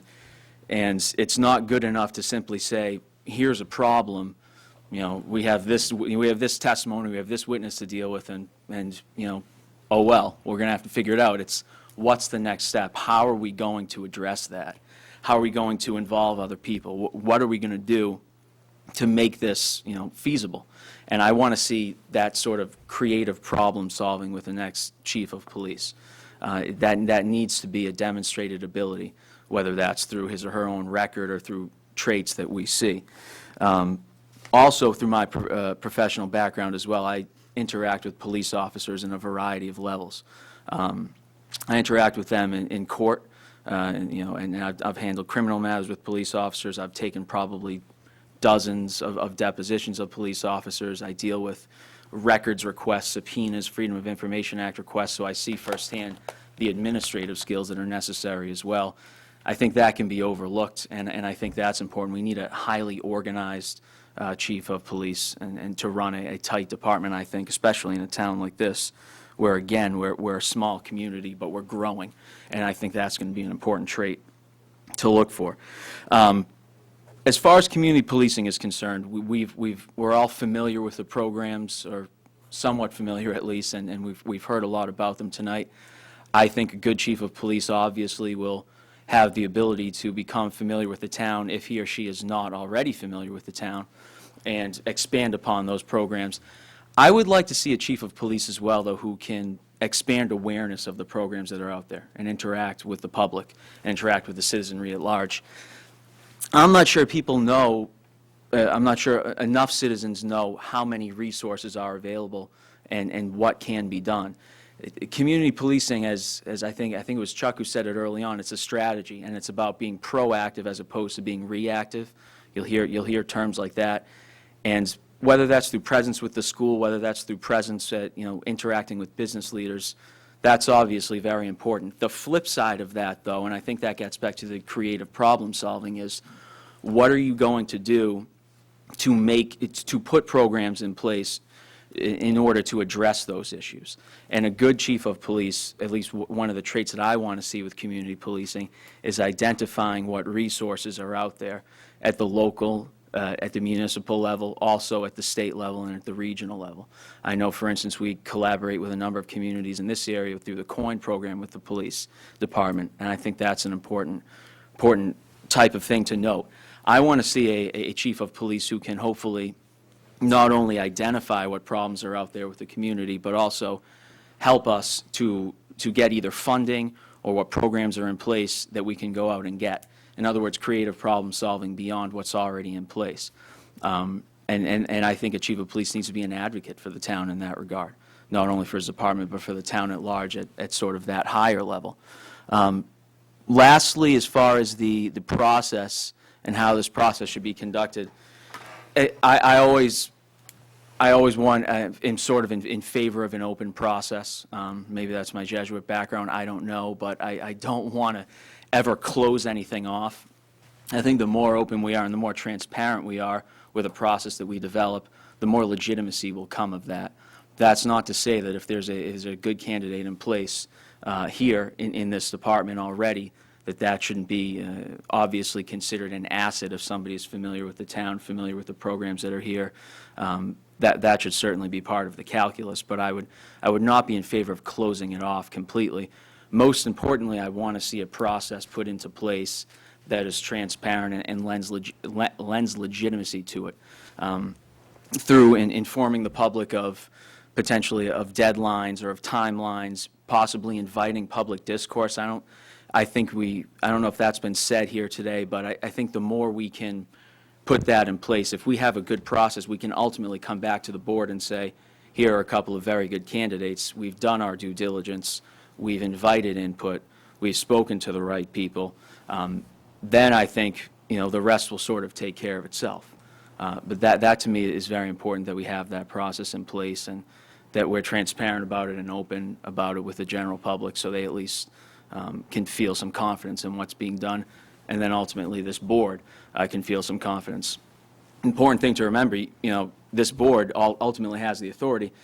I like the fact that we're already even taking this step and being this open and inviting the discourse and inviting community at large members to do that. You all have already taken that step, which I think is a great thing, and the last thing I would want to do is sort of undermine that by going in another direction. So that's how I feel about it, and invite any questions. We're at about 2 minutes. Almost. Yeah, so any questions? I guess one question I would have, just about, you mentioned transparency, which we all like, but in the process coming up right now, part of it won't be transparent because it's closed session. So can you explain what you meant by the transparency? In the final decision, when we make a final decision, that has to be open, but the next section, we can have candidates that, for a lot of reasons, just want to get to the next process, that they don't make it to. Certainly, and I understand that that would be probably at the finalist level. But what I want to be upfront about, and I mentioned deadlines and timelines, I want that to be sort of something that everybody's on board with and everybody knows. I don't think it would make sense to invite any kind of public input or discourse at that early level anyway, even though, like you said, it wouldn't be feasible. But at the finalist level, potentially, my point is I would be open to that, and I would want to invite confidence and discourse on that, but you also don't want to muddy the waters, and that's certainly, I wouldn't suggest that would need to happen, but I would just, my general point is that needs to be, I think, a consideration that there's obviously some openness, and like I said, legitimacy is a key point, because I want the due process to be followed and due diligence to be followed as well. Thank you. No problem. Any other questions, or? Yeah, just one point of clarification. I think you referenced something that I wasn't familiar with, the COIN program. My understanding that that program is a regional cooperative involved. I think it might be based out of Pepperell. I'm not sure. It's It's out of the air court system, I believe. It's part of the opioid. It's Okay, all right. opioid and mental The acronym health. I wasn't familiar Oh, with. yeah. We've had It the, has to do with opioids and mental health, I believe. And I just think it's a great example of how the community can be aware that these programs are out there, and maybe expand upon them and raise awareness about them. Because, like I said, community policing is only as good as what the community knows is out there. And that obviously instills confidence. So I mentioned that as a good example. You've had some involvement with that. Do I personally have involvement with that? I thought that you had mentioned that. No. I mentioned that as something that I feel is a great program to build Smart upon. community policing. Right, or a good exemplar, but Great. no, not personally, no. All right, I see the red screen. Thank you very much. Appreciate you coming forward. Okay. Still a little bit ahead of schedule. It's a good thing, right? I know, right? Patricia Natoli. Thank you very Yes, much. good evening, thank you for having me. I'm Patricia Natoli. I've lived in the town of Littleton for 9 years. We moved to 239 Air Road, which is the mobile home park. We came from Maynard, my husband and I. A retired police officer of 23 years for the town of Maynard. I currently am working for the town of Harvard, which I've been gladly employed and faithfully employed, and love my job still after 33 years. I work for the police department. I also am the admin for the fire department and the DPW. My title is Municipal Admin Assist, which means I do the payroll and all the bills and whatever else the three gentlemen would like me to do as an admin. So there, especially with the snow and ice coming up, my days can be very busy. But before I became that 4 years ago, I was a dispatcher. And Harvard went to the regional dispatch center, and I chose not to go there and was looking for another job when the town developed this other job as a municipal admin. And after they interviewed several people, and I was glad to get the job because I do love the town. So with that said, what I bring to the town of Littleton is that I'm also currently the Assistant Director for the Littleton Volunteer Corps, which is the MRC and CERT program for the town of Littleton, working out of the fire department. So what I bring to Littleton, to this committee, is that I am a wife of a police officer, retired. I've been employed with the town of Bolton, town of Stowe, town of Lancaster as a matron and a dispatcher, and then the last 30-some-odd years with the town of Harvard. I bring to you not only professional, but also as a family member of a police department.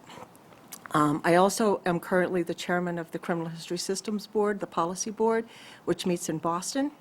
So I am sitting at the table with a lot of gentlemen as chiefs of police, lieutenants, and whatever. I was the first female and the first civilian to sit on that board 24 years ago. So I bring to you that professionalism as well. And I just hope that I have the time in my life now, and being active with the Littleton Volunteer Corps, and being in a senior housing area, I have a lot to offer. I hear everybody saying, we'd like to see more police and things like that. So basically, I have a good ear to listen. I have nothing wrong to say with this police department. They've been very good with their community outreach to the senior citizens and to the veterans program. I'd like to see them reach out a little more to the business associations because Littleton is a growing atmosphere. And I do think that that's one of the things that we could better improve on some communication from what I've seen. But with their community programs, they're showing up at different programs like the Thursdays. I was a little disappointed not to see them at the master plan stuff, but there were so many people there, I could have missed somebody. That was my first, actually, outside of the volunteer corps, that my husband and I started to participate in all of those. And, but along with the community policing, you have a very good school program here, which is nice to see, because that's where, this younger generation first impression is by who's in the school system. And you do have a couple of officers that are very good role models there. And also, I didn't hear anybody talk about the accreditation program that Littleton just went through. So the new police chief, I'd like to see him or her still keep that active. And it's a lot of paperwork. I understand that, it's a lot of paperwork. But it's also, keeping the department on track and keeping the resources and the mission statement and everything intact. And if you don't bring a chief on board that has that, then you're going to lose a valuable asset that has already been the basis of this last couple of years with the town. My recommendation, the one recommendation that I didn't hear tonight was that I would like to see the committee sit down separately with the lieutenant and his sergeants, and then the members of the officers, and then the civilian members of the department. Because, if you put them all together in a room, they're all going to wait for the lieutenant or the deputy to speak. This way you get to see exactly what he or she has to say. Not that I think that there'd be anything wrong, but I do think it gives an open atmosphere of what the department is actually in need of. And the other thing is, again, to sit down with the business owners in the town to see what's going on there and what they would like to see in this current chief search. That's it. I talked fast, I'm sorry. That's great. If I may, just to follow up on that, the very last statement they made about the involvement of the business community. So you're saying that the committee should reach out? Yes, I do. I really think that should be part of when you are starting to form your guidelines for what you're looking for, is to set up maybe something similar to this and have the different groups or whatever come in, like your business owner. You have a business association, I believe, Mr. Knox, that you have a representative from them come, and you do have a good outreach with community. But the churches would be another thing, especially with all the stuff that's going on in the churches right now throughout the country. I think that your church group should be involved, and more as a community, and to see what they're looking for in their police force. Anybody else have any other questions?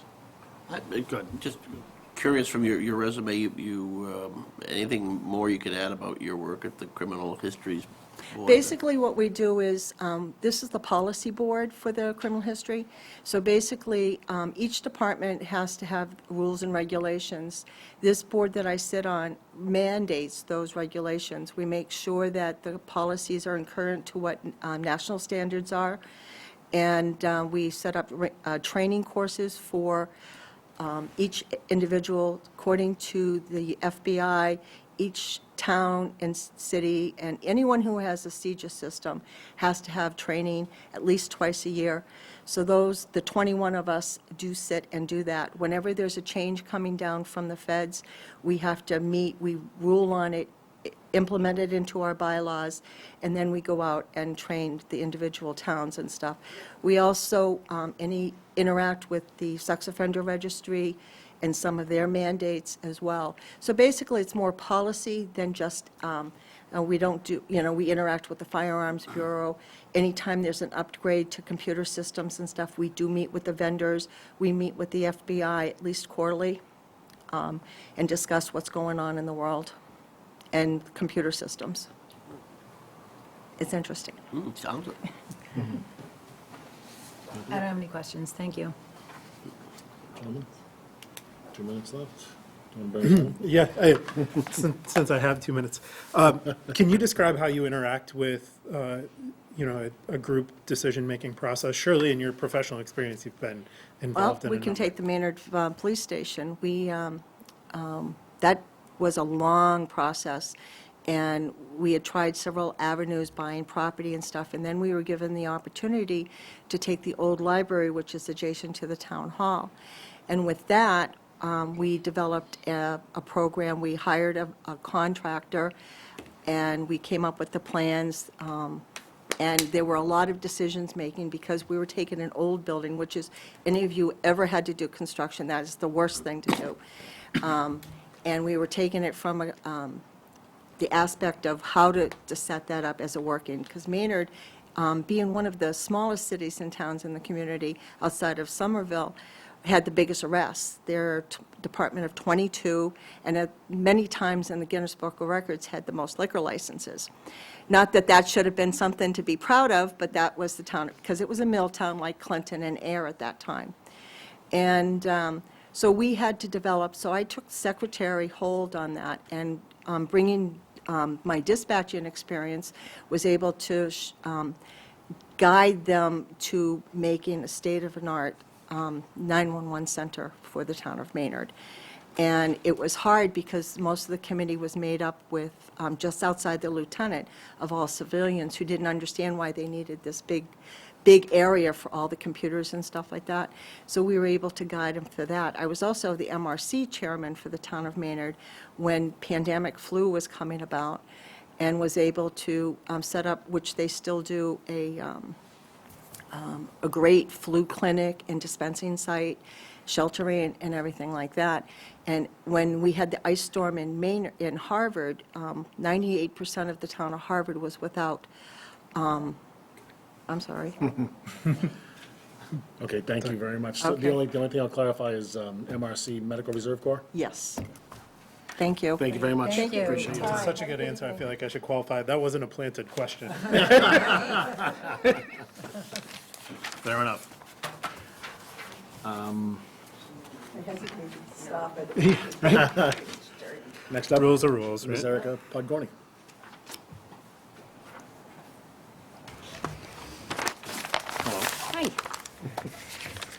Hi. So my name's Erica Podgorny.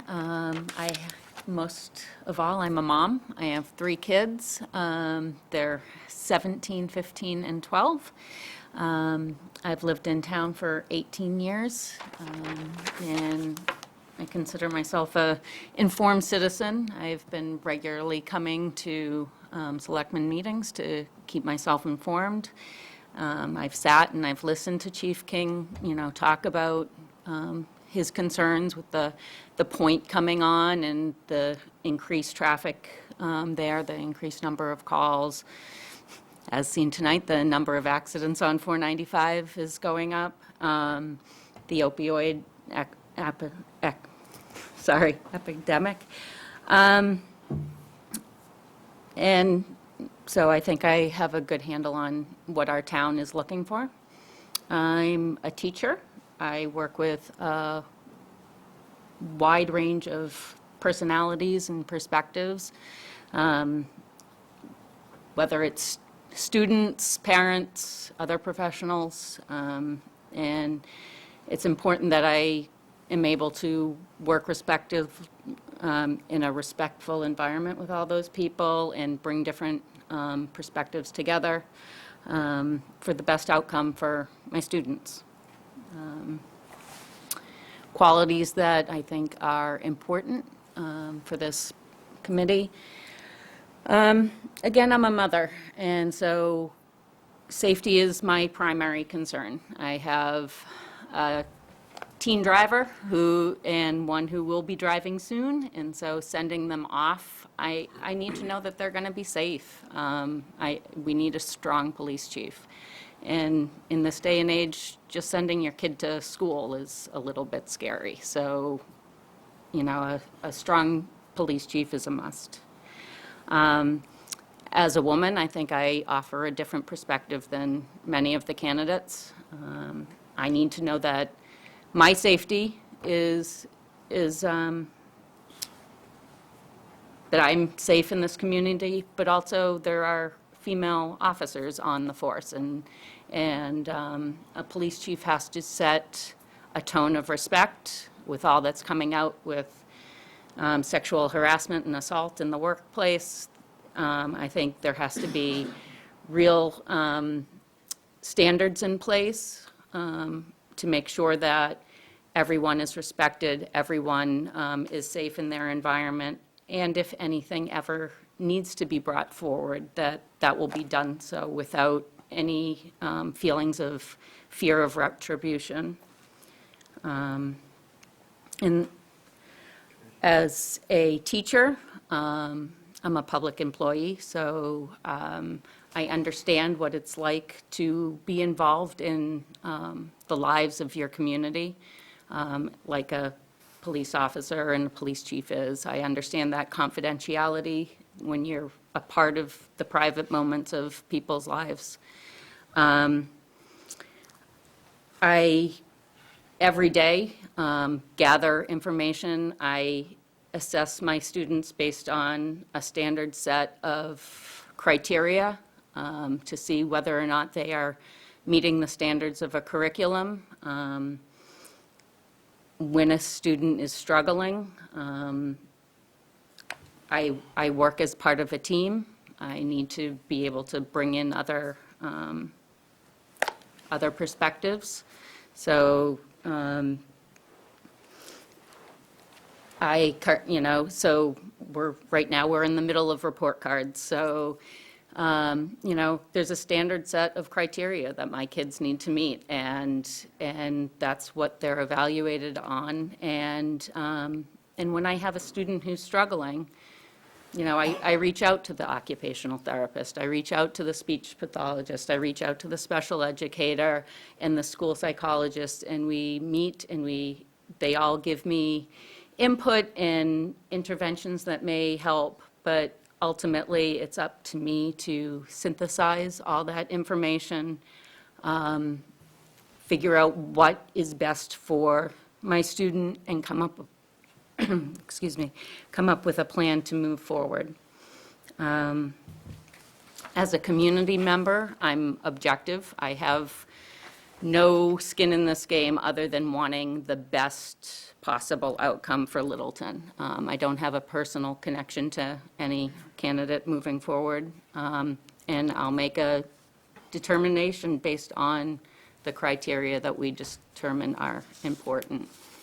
In terms of community policing, I think, it's a lot of what we talked about tonight, a lot of what Littleton is doing to make sure that the community and the police department are partners, including, reading to kids at the library, High Five Fridays, Coffee with a Cop, all those things that really make the community members feel comfortable with the police. But I think it has to go beyond that, too. I think a police chief needs to set policies and offer trainings that make sure that the police and the community are working together, make sure that every community member feels safe. If I'm stopped in my car in the middle of the night, I need to know that I'm safe. If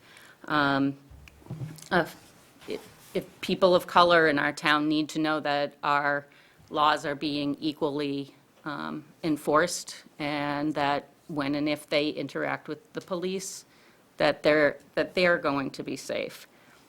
Teens in our community need to be able to call the police if they're at a party and something happens, they need to know that they can reach out to the police. immigrants in our town need to know that they can reach out to the police and that, their immigration status isn't going to be questioned. And I think all of that comes down to a tone set by the police chief, the respect for the community members, trainings provided to the police force. As a teacher, I'm also trained in conflict resolution and de-escalation. I think that those are important for the police department to have, so that when issues come up, that they will be handled in a calm manner and that it won't unnecessarily escalate. In terms of the process, I think our goal has to be to get the best possible police chief. And to me, that means an open procedure, As a teacher, I started off in the district that I'm in as an assistant, and then I moved into a long-term sub position, and then I eventually moved into a permanent teaching position. Every time I changed jobs, there was an open process. There was an interview process with multiple candidates, and I think by doing that, it's open, it's honest, you find out if you're getting the best possible person. I think the internal candidate has, those candidates have a natural advantage because they know the community, they know the department, they know its strengths, its weaknesses. But I think we owe it to ourselves as a community to make sure that we are looking broadly. Maybe some candidates will come in and have ideas that we hadn't thought of, maybe they have, there's cutting-edge ideas or ideas for continued success or improvements to our department that we could build on. And I think we need to have a standard set of criteria that we judge each applicant on, so that we are objective in the search. That's all I have. Anybody have a quick question? Any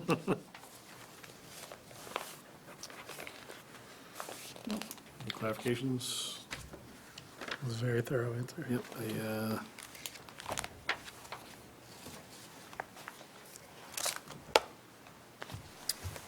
I think we covered everything we presented to you, and I'll give up my notes, although it's pretty difficult to read. Appreciate your time. Thank you. Thanks, Erica. Thanks, Erica. Next up, we have, Chairman, I got a question. How come you have two waters and I have none? I brought my own, but you can have it, Paul.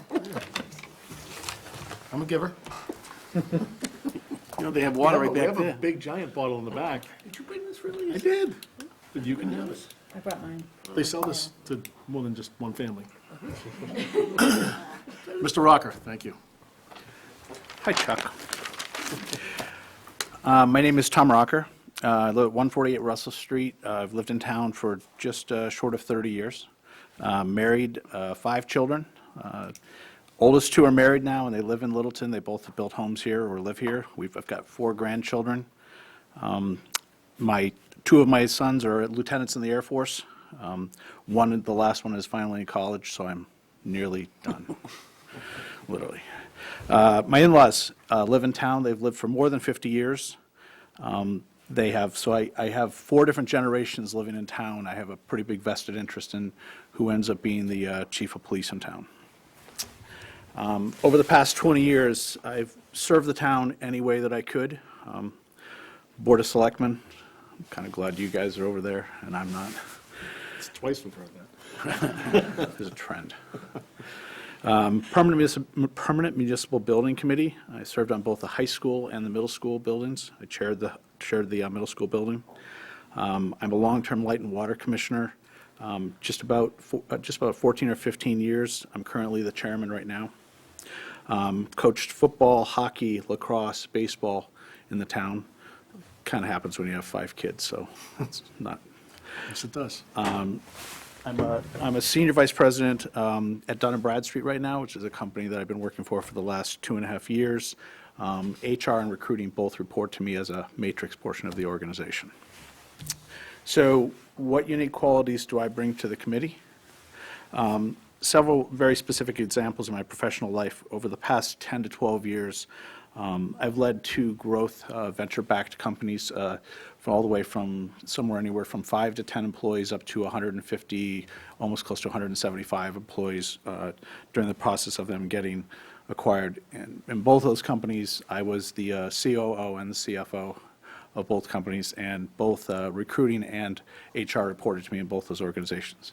I was involved in both the recruiting, the selection of nearly every one of the executive positions. So from the vice presidents to the chief marketing officer, chief product officer, chief technology officer, all the way down to the director level people that are there.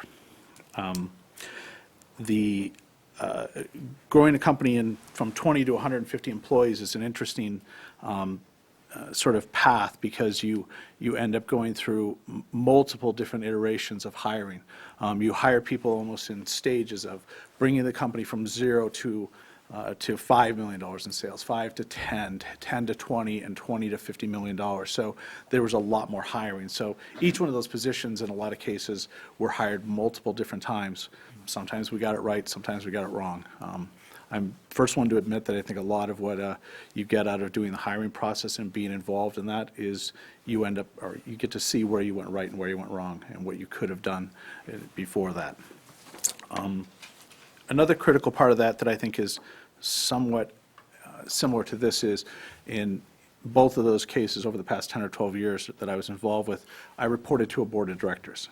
We also had shareholders. I sort of think of the shareholders as the townspeople, but I also look at the relationship that exists with the people on the committee and the fact that ultimately you guys are setting the direction. I think we are implementing it. I think that's our responsibility, is to implement what you guys put forward as being what, you guys are put into office because people wanted you there. Well, in most people's case, other than, no, I'm just kidding, Paul. Close, but not that close. Close. I think that, hopefully the committee gets a direction from all of you as to what we're looking for. I think that all of us hopefully bring something also, and I realize that's part of what you're asking. Kind of an interesting specific town example that when I saw the search process, I ultimately kind of jumped onto it for a couple different reasons. One of them was that, as most of you are aware, a couple years ago, Savas Stanos, who was our general manager, he left and he retired. And going through the retirement process, which was probably almost 1.5 to 2 years before he inevitably did leave, he had pre-selected his successor. When we got very close to the end of that time period, the board as a whole unanimously agreed that we were actually going to go to an open process. I don't want to say it was a tenuous situation, but I think it was a situation where somebody who had been there, a very, very successful general manager had been there, and he had picked his successor, had assumed for the past 10 years that that's the direction it was going to go. And I think the board decided that it wanted to go and look and see what else was out there. And, ultimately, I was one of the people that was involved in driving that also, as you guys have been doing with this process. And I think it ultimately turned out to be a really healthy situation. Scott Edwards, who was the assistant general manager for a long time, was with the candidate that had been presupposed by Savas to be the successor to him. Put his name in the hat. Interestingly enough, with the process we did, which was, as you mentioned, Joe, earlier, going through the process of sort of it sort of becomes I don't want to say a closed, but it becomes a more private scenario. We turned around and had 3 people within the organization put their name in, all of a sudden.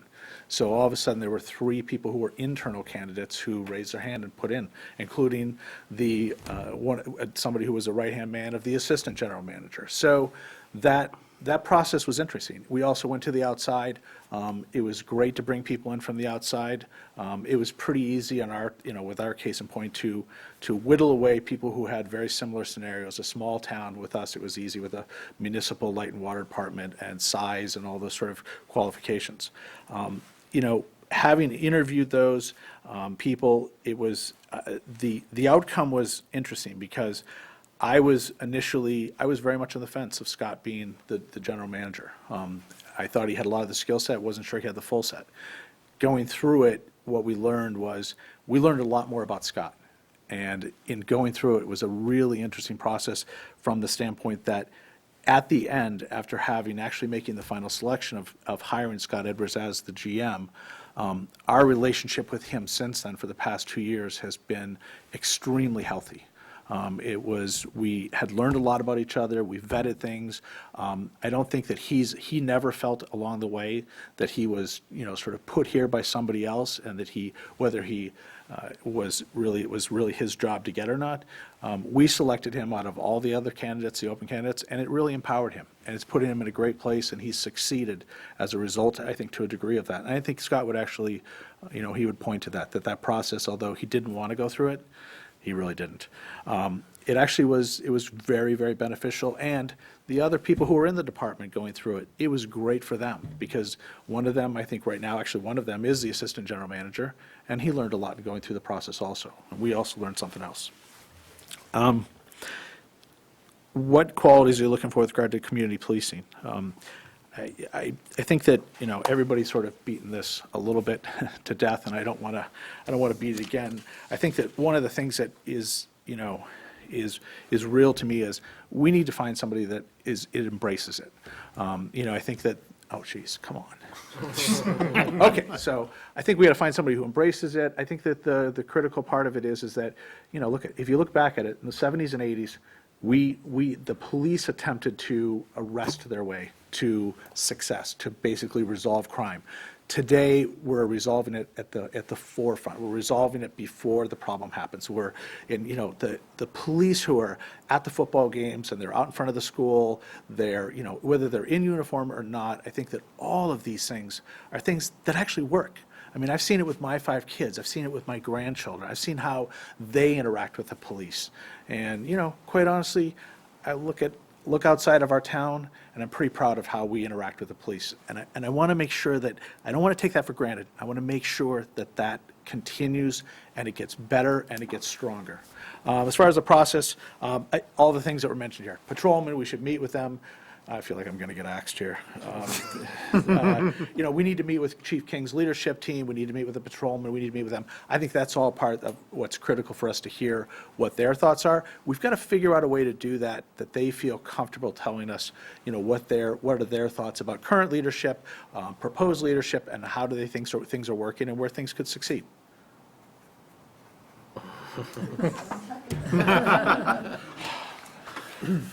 Do we have a 20-second question? He intentionally did that so we wouldn't have to answer a question. Go ahead. Do we have a 20-second question? Clarification? No? Not a 20-second. Thank you. I'll say I appreciate the story about the hiring of Scott Edwards. It's good right here in town, and I think he has benefited from that process. Yeah, it's been fantastic. That's great. Thank you. Thank you, Tom. Okay. We have one more candidate. Last, hopefully not least. Mr. David Wilson. Thank you. Good evening. My name's Dave Wilson. I've only lived in Littleton 2.5 years. I don't know that many people in Littleton, but I lived in Acton for 24 years and raised 3 kids there. My kids are 28, 25, and 22 now. My wife's a teacher in the Acton School District, and in 2013, when our youngest graduated from high school, she and I both received the Community Service Award for the school district. So we're pretty involved, and we've lived in town a little bit and like to get involved too. In terms of what unique qualities, I'm a labor and employment lawyer for the past 28 years. I've been practicing law for 31 years. At our own firm in Boston, I'm a partner of 18-lawyer firm, and we just represent employers. So we see the labor and employment issues at all different levels. I'm a trial lawyer. I've tried 31 cases, probably, and a number of those have been labor and employment. So one of the things I think I could help not not that you'll need it, but just to identify places in the hiring process where we could get ourselves into trouble potentially, or have the hiring challenged. I'm also I'm in my 4th year as a board member of the Community for Restorative Justice, which is a community organization in Middlesex County, and we serve 18 towns, including Littleton is one of our towns, as a police partner. And so I know a number of the chiefs through my work through that, and I've seen some of the great qualities of some of the chiefs. When we talk about community policing, I'll just tell a story about the Arlington police chief. So there was a incident with a Black Lives Matter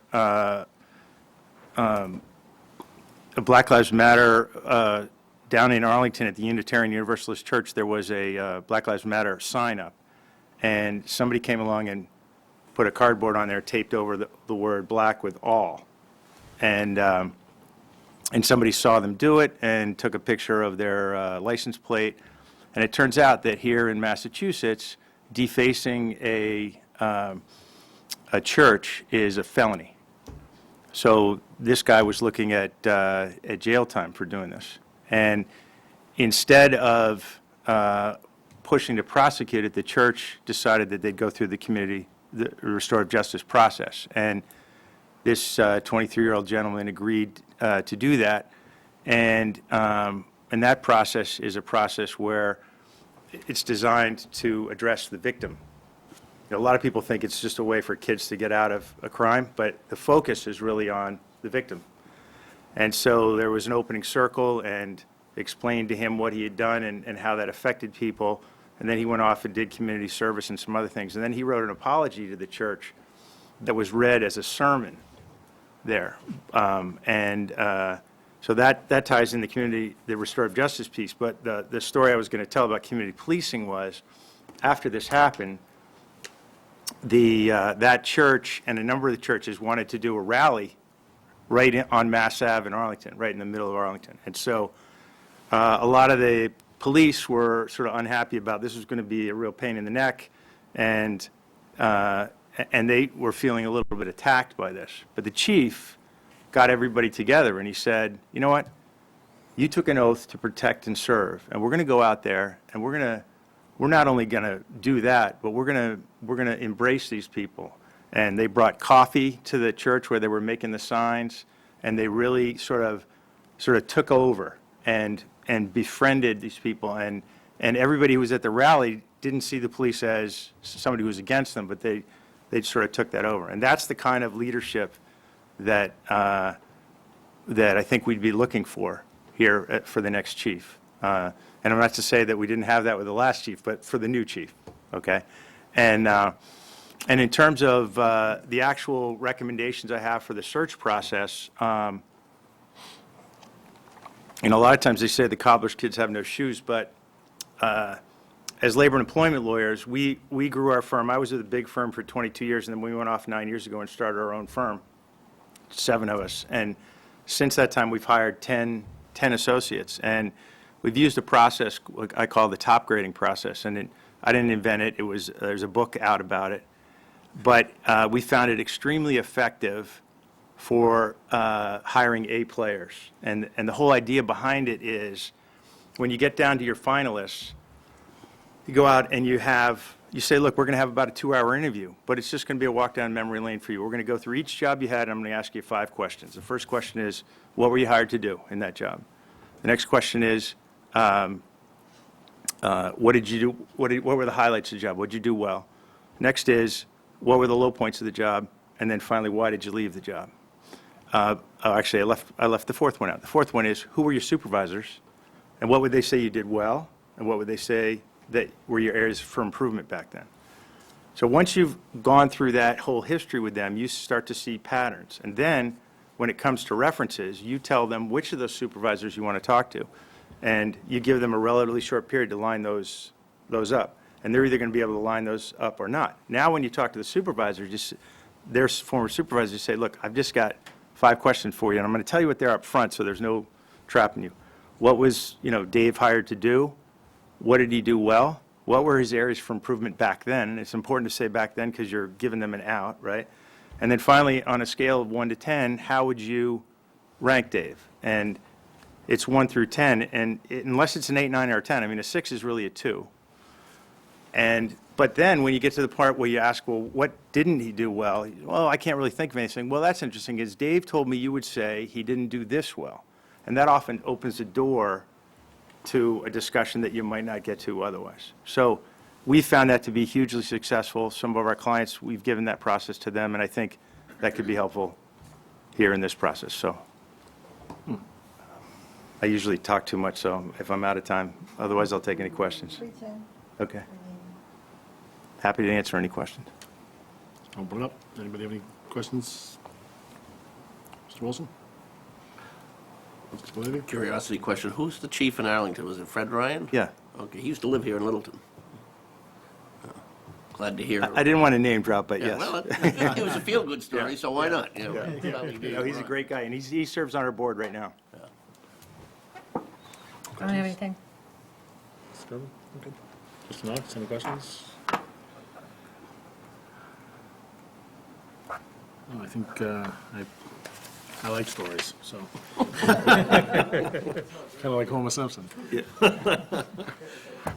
right, well, thank you very much. Well, thank you. Thank you. Appreciate it. Thanks. All right, folks, we have successfully interviewed all the candidates that have come before us. So, I think we've all taken some notes. Yeah, if you don't mind, I need a minute to sort of Yeah, and start my notes and sort Maybe things we out. could, Anthony, could we explain the process of what we're doing, I yeah, guess? Anthony, you want to, while we're kind of putting our notes together, do you mind just explaining the process to those that are interested? So at this point, the selectmen will gather their notes. They're going to select 5 candidates. I thought it was up to 5. 5. We'll select 5 candidates. I think we'll each nominate 5 candidates from the ones that we've interviewed. Is it up? Yep. You don't have to No, stop. I thought I read it was up to 5. I think we may have written that. I mean, So that'll help in the first round, once they, at that point, Up to 5, so it says. Okay.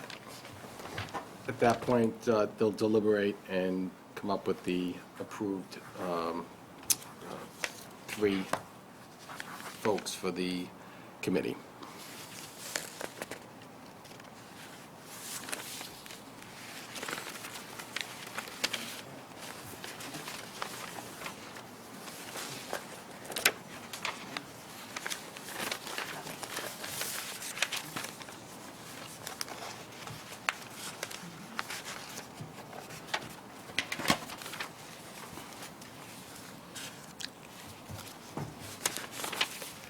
Kirby, I don't know if you have some hold music you can put on while we're, Jeopardy music or something?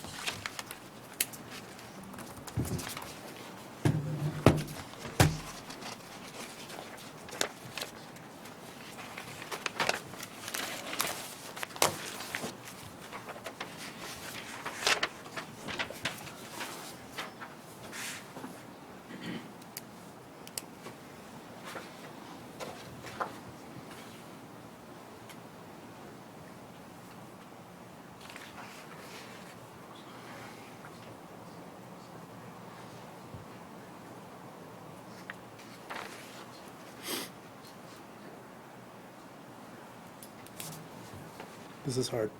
It is hard. That's why you get the big bucks. Right. That's why you wonder why you signed up for something. Yeah.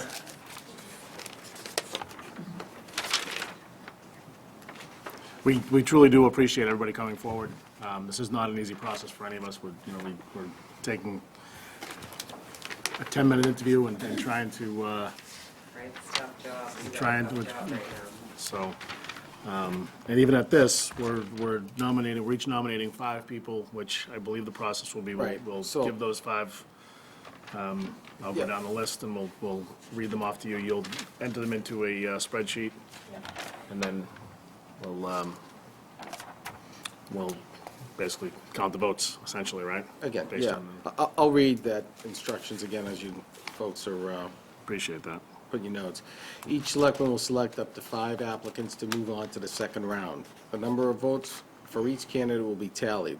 The top 6 vote-getting candidates with ties will advance to the second round. The second round is the selectmen deliberation from those candidates that's advanced out of the first round.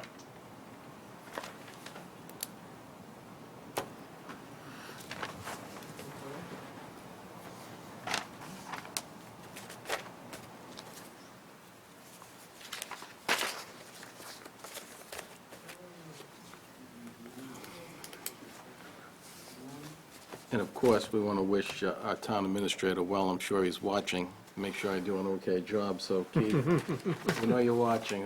Get some rest. You on vacation? No, he's under the weather. But he's probably taking notes. Oh, he's taking notes.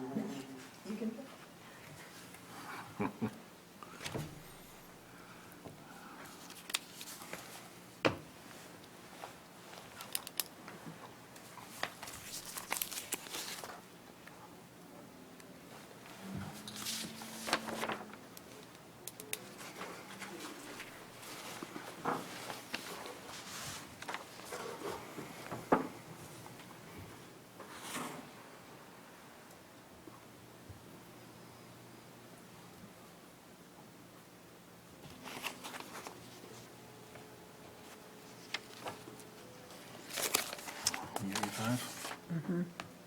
Need more time? You good? No. Joe, you good? What do you think I am? Take another minute. I'll have some of my special crystal guys over there. Special people get. Real special. Check probably mine. I didn't want to hurt your feelings. Why would you say that? I just had to. Because it was wearing on me. I would have if you asked me, but I didn't bring it to her. I have some in my trunk. I'll watch the tapes. I gave one to everybody that was here on time. Touche. That wasn't fair.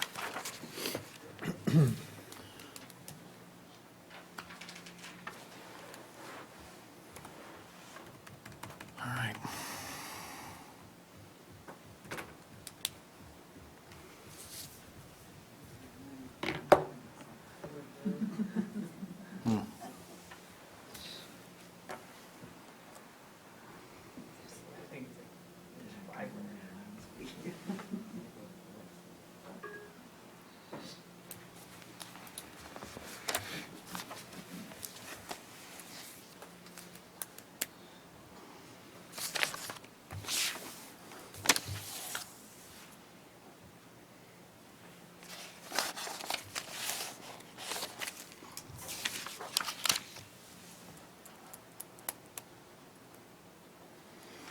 We'll see, while we're waiting for the, you good? Kind of feel like Tim Russert trying to call the, the red states and the blue states. I was going to put a little disclaimer out there that, again, we appreciate everybody stepping forward. If you don't end up being one of the finalists, you don't end up being somebody that is selected, a lot of people said a lot about community service and dedicating time to the community. There's a lot of opportunities. We've got a number of different commissions that have openings, and if any of those openings are of any interest to you, please continue to come forward and ask to be placed on something else. Even if you are placed on this, there are a lot of openings, and maybe you have enough time to do 2 things or more. You good, Mr. Knox? Yeah. All right, does anybody want to step up and go first, or want me to pick on people, or short straws? I'll just go down the line. You want me to go first? I'm going to go down the line? Sure. I'll just go last. Do you want them alphabetical, or just It just doesn't matter. Dan Katzison? Tom Rocker? Dave Wilson? Patricia Natoli? James Carr? Thank you. There you go. Which way? I'll go. Andrea Alvarado, James Carr, Patricia Natoli, Tom Rocker, and David Wilson. Thank you.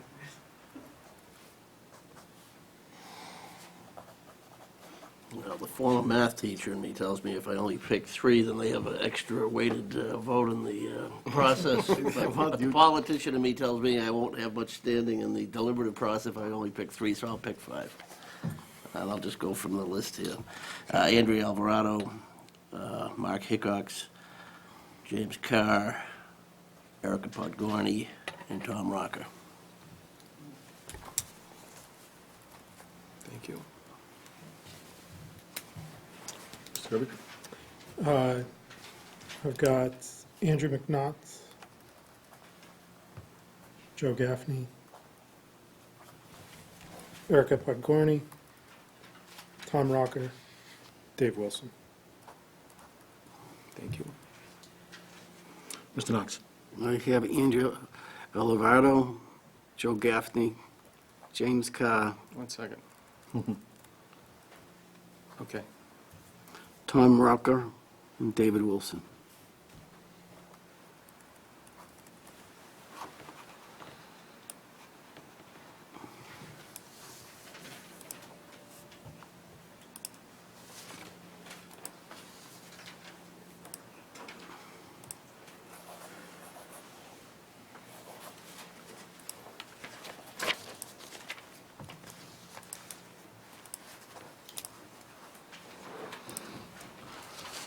Mr. Chairman. So we have 5. You have top- 5 top for vote-getters. Mr. Thomas Rocker. You have 4 for Mr. James Carr and Mr. Dave Wilson. I can continue if you just want to stop right there and just...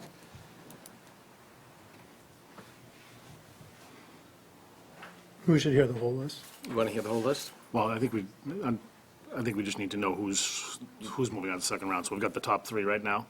So the next, The next is... Someone have 3 with votes? 3 Andrea? votes. Andrea Alvarado. nobody else had 3. No, then we have 3 ties for 2. Joe Gaffney, Patricia Natoli, and Erica Podgorny. Did we say that right? Yes, you did. Pretty close. Erica. Okay, so, I'll take the first, I think, so the top 4 vote getters are seated, are moving to the next round, not seated, correct? So the top 5 vote getters are moving on. We've got 4 right now. We've got a tie, a 3-way tie. 3-way tie. Top 6 with ties, right? Pardon me? I said, so top 6 with ties would move 7 along.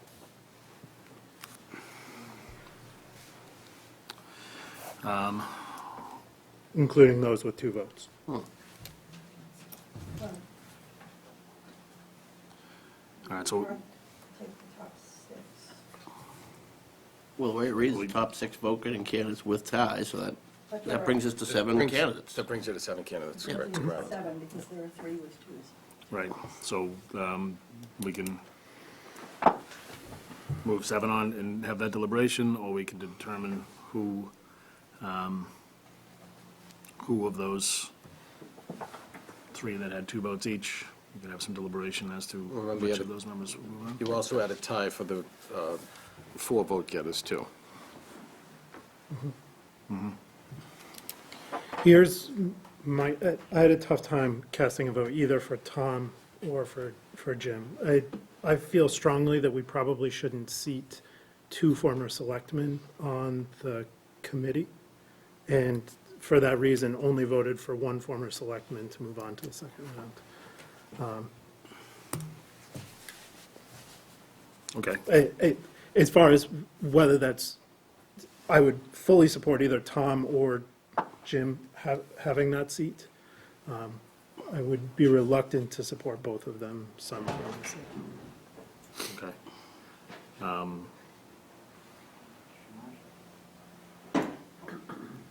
But they're the top vote getters, so they're moving on to the second round. So we're not, are we in? Oh, I guess I thought we were in the second round. Yeah, I mean, we get 7 candidates. It's kind of following the process that you guys adopted, but it's where we're We're in at. the second round. All right. Deliberate. So Okay, yeah, I thought we were. We are taking 7? Okay, or we're taking 6? I did too. Well, but you have ties, so So- All right, so we're basically, good. All right. Just go with 7. All right, so, my apologies.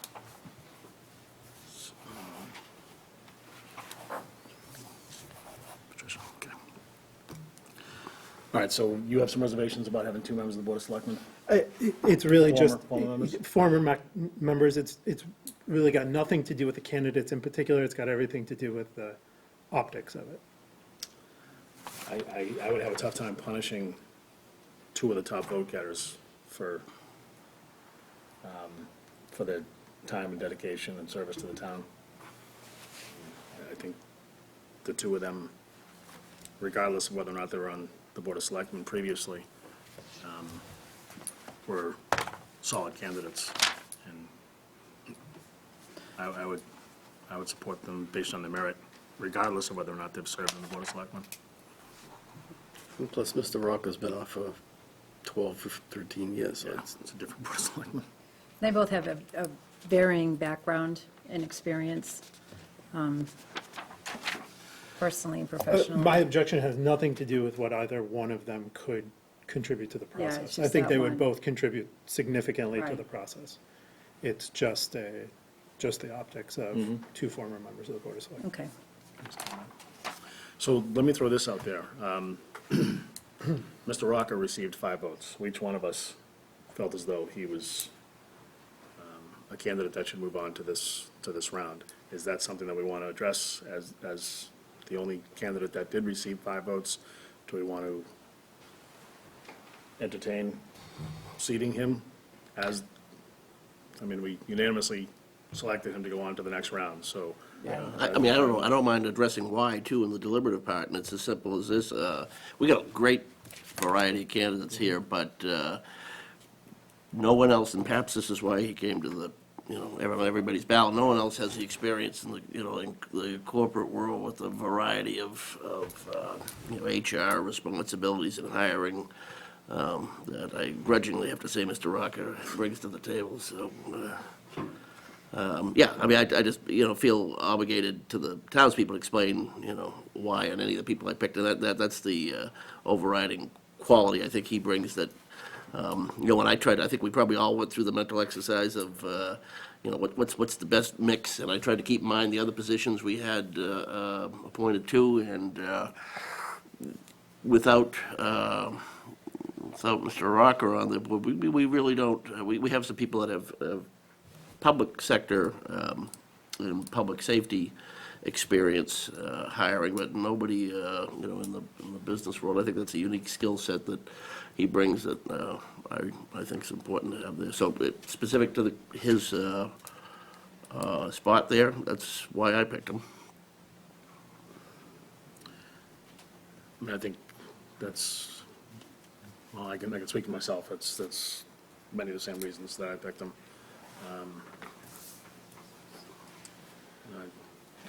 I just think that his experience is something that, So are you looking for, like, to move the ball here since he's on everybody's ballot, make a motion, or you want more discussion, or what do you want? I don't think we need any more discussion. I mean, all 5 of us voted for him. Is it the pleasure to take one at a time and do 3 I separate? think at least, I think we can do, I think we can take Mr. Rocker, since we all voted for him.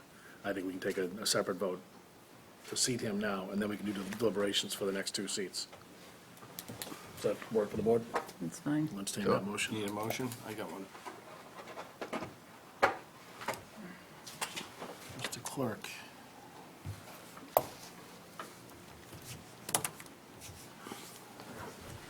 Move the Board of Selectmen vote to appoint Tom Ronk as community at-large member of the Police Chief Preliminary Screening Committee.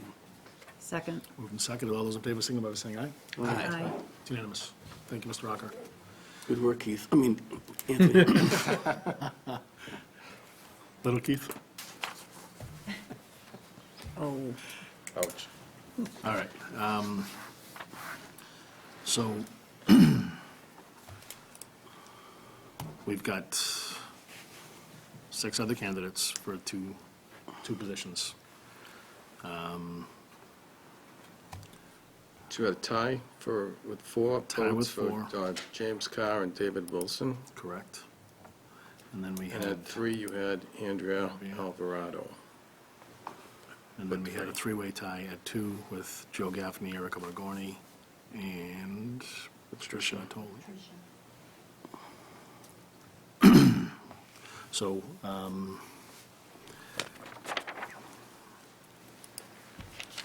mean, do we want to take them one at a time? Do you want to do some deliberation as to, If nobody's jumping to the fore to make a nomination, then maybe we can discuss the relative qualities of each of them without, like, embarrassing themselves or us, you know? I'm comfortable with that. But at the same time, I mean, it's the people who I nominated will not get there, that's fine. But the next 2 top vote getters, in a case like this, it's not like we've had 3 people with 4 votes. We have 2 people that have 4 votes. I don't know if we need to go to the other process. The process was perfectly set up if it was 4 people, 3, and then you had like 3 people with 3 votes. In this case, we have people with 5 votes and 2 or 4, so I don't see any need to go any further. Well, except that that's not how the process was laid out, and if they end up with the top 3 vote getters, when we were told it would be, everybody votes 5, and then the top 6 go forward, well, that's where we're at now. I mean, I look at that, and not all of the top 3 are people I supported. 2 of them are, 1 isn't, but I mean, I could easily go with him. But what I see there is a lack in diversity or a lack in some of the qualifications I'd kind of like to see involved in that process. Just, you know, the fact that it ends up with the top 3 vote getters, if, you know, it still doesn't answer the question of is that what we're most comfortable with, that's the right mix, you know? And I think the mix is why when Chuck and I put the recommendation for this process forward, the idea was to advance people and then, if necessary, not, I mean, maybe it ends up being the top vote getters, but ensure that the 3 seats are as representative as possible.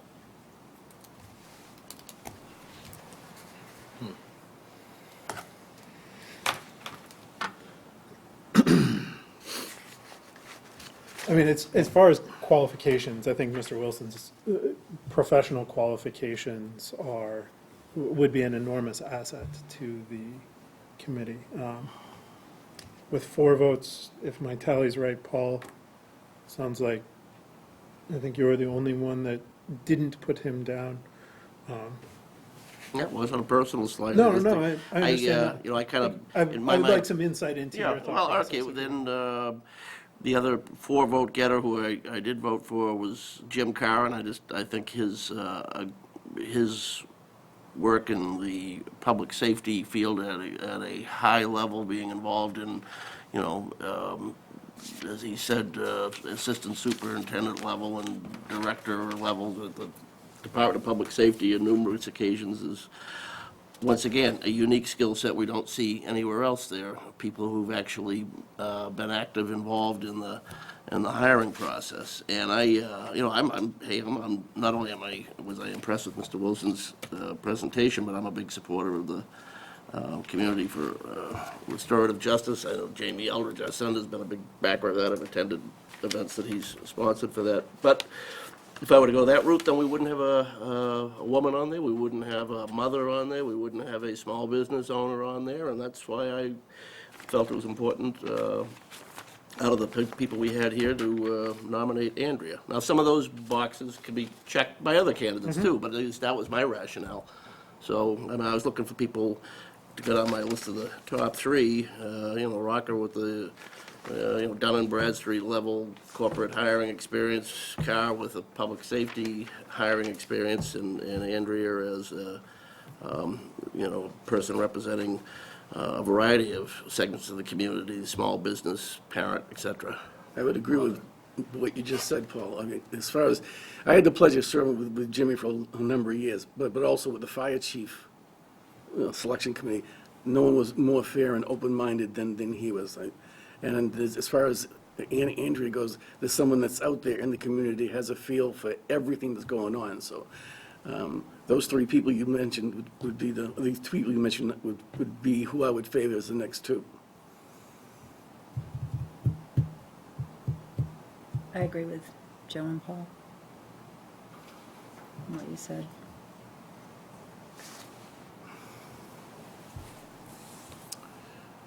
Okay. All right, so, so I'm hearing you correctly, you guys are saying that you'd be comfortable with Jim Carr and Andrea Alvarado? Right. Okay.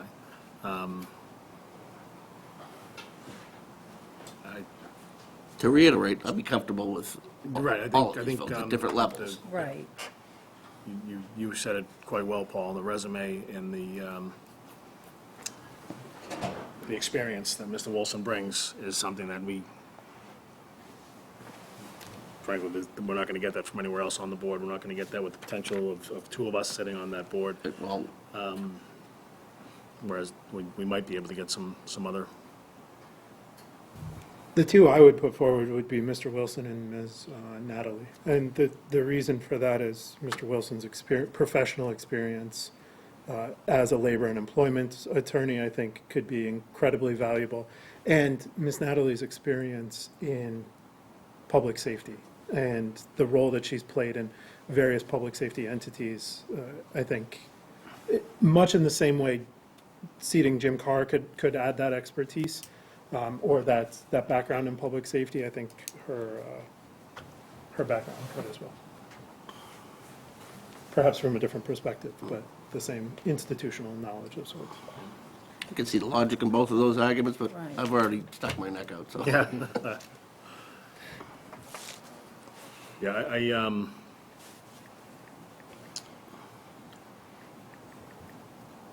I think the numbers are there, so I would say that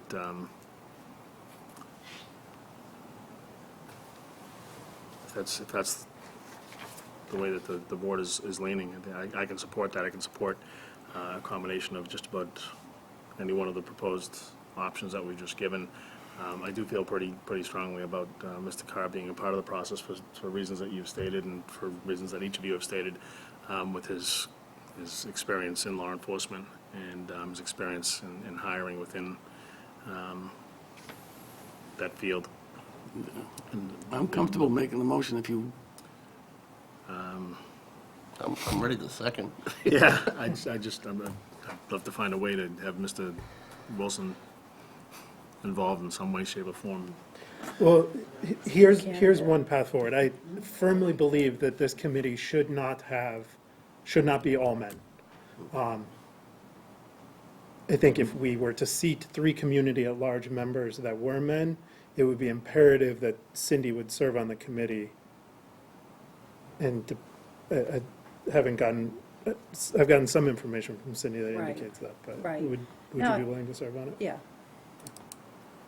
So with that in mind, I could get behind Wilson and Carr. I mean, then we sort of divert back to our 3 top vote getters. Right. I greatly value the expertise that Mr. Wilson could bring to us. But so that would leave, from the proposals that we've been given, that would leave Andrea on the Right. outside. Mhm. Make a motion. Pardon? Fair to make motions, right, at this point? Well, yeah, I think, I mean, I'd like to make a motion that we, Board of Selectmen vote to appoint James Carr and Andrea. Should we be doing them separately? Does, Anthony, do you have any? Doesn't make any difference. it's a motion pleasure of the for a board. slate. Well, I mean, that's it's- true, that's true, yeah. Yeah, I think either motion is fine. And Andrea Alvarado as community at large members of the police chief preliminary screening committee. Second that. It's been moved and seconded. Is there any further deliberation? All right, all those in favor signify by saying aye. Aye. Opposed? Nay. It's 4-1. So we have completed the at-large portion of the seating of the screening committee. I'd like to extend a thank you to everybody that came forward for your time. And for those that have been selected, there will be a process that you'll have to go through. You'll have to go to the town clerk to be sworn in as a member of an appointed committee or board. And town clerk can do that. You can set that up by calling the town clerk. All right? That's it. Thank you. That's it for that portion of it. We have to stay for more. You can if you want to. So I always like to Take a minute to clear the room. quote Louis XIV. Oh, perfect. Every time I make an appointment, I create one ingrate and 100 malcontents. At least we created three ingrates tonight. Okay. All right, so next order of business we have is to determine who the other member other, well, actually, no, Cindy is not an heir apparent because we did seat Andrea, so who among us will serve on the screening committee? I don't necessarily want to be out. No, I'm not eliminating you as okay. Oh, is this the public inputs portion of the meeting? Is everyone else leaving? You just come in, Julie? What the- Meeting's over. All right. I'm never done before you, so. Oh, that's right, you guys are upstairs, right? Yeah. All right, so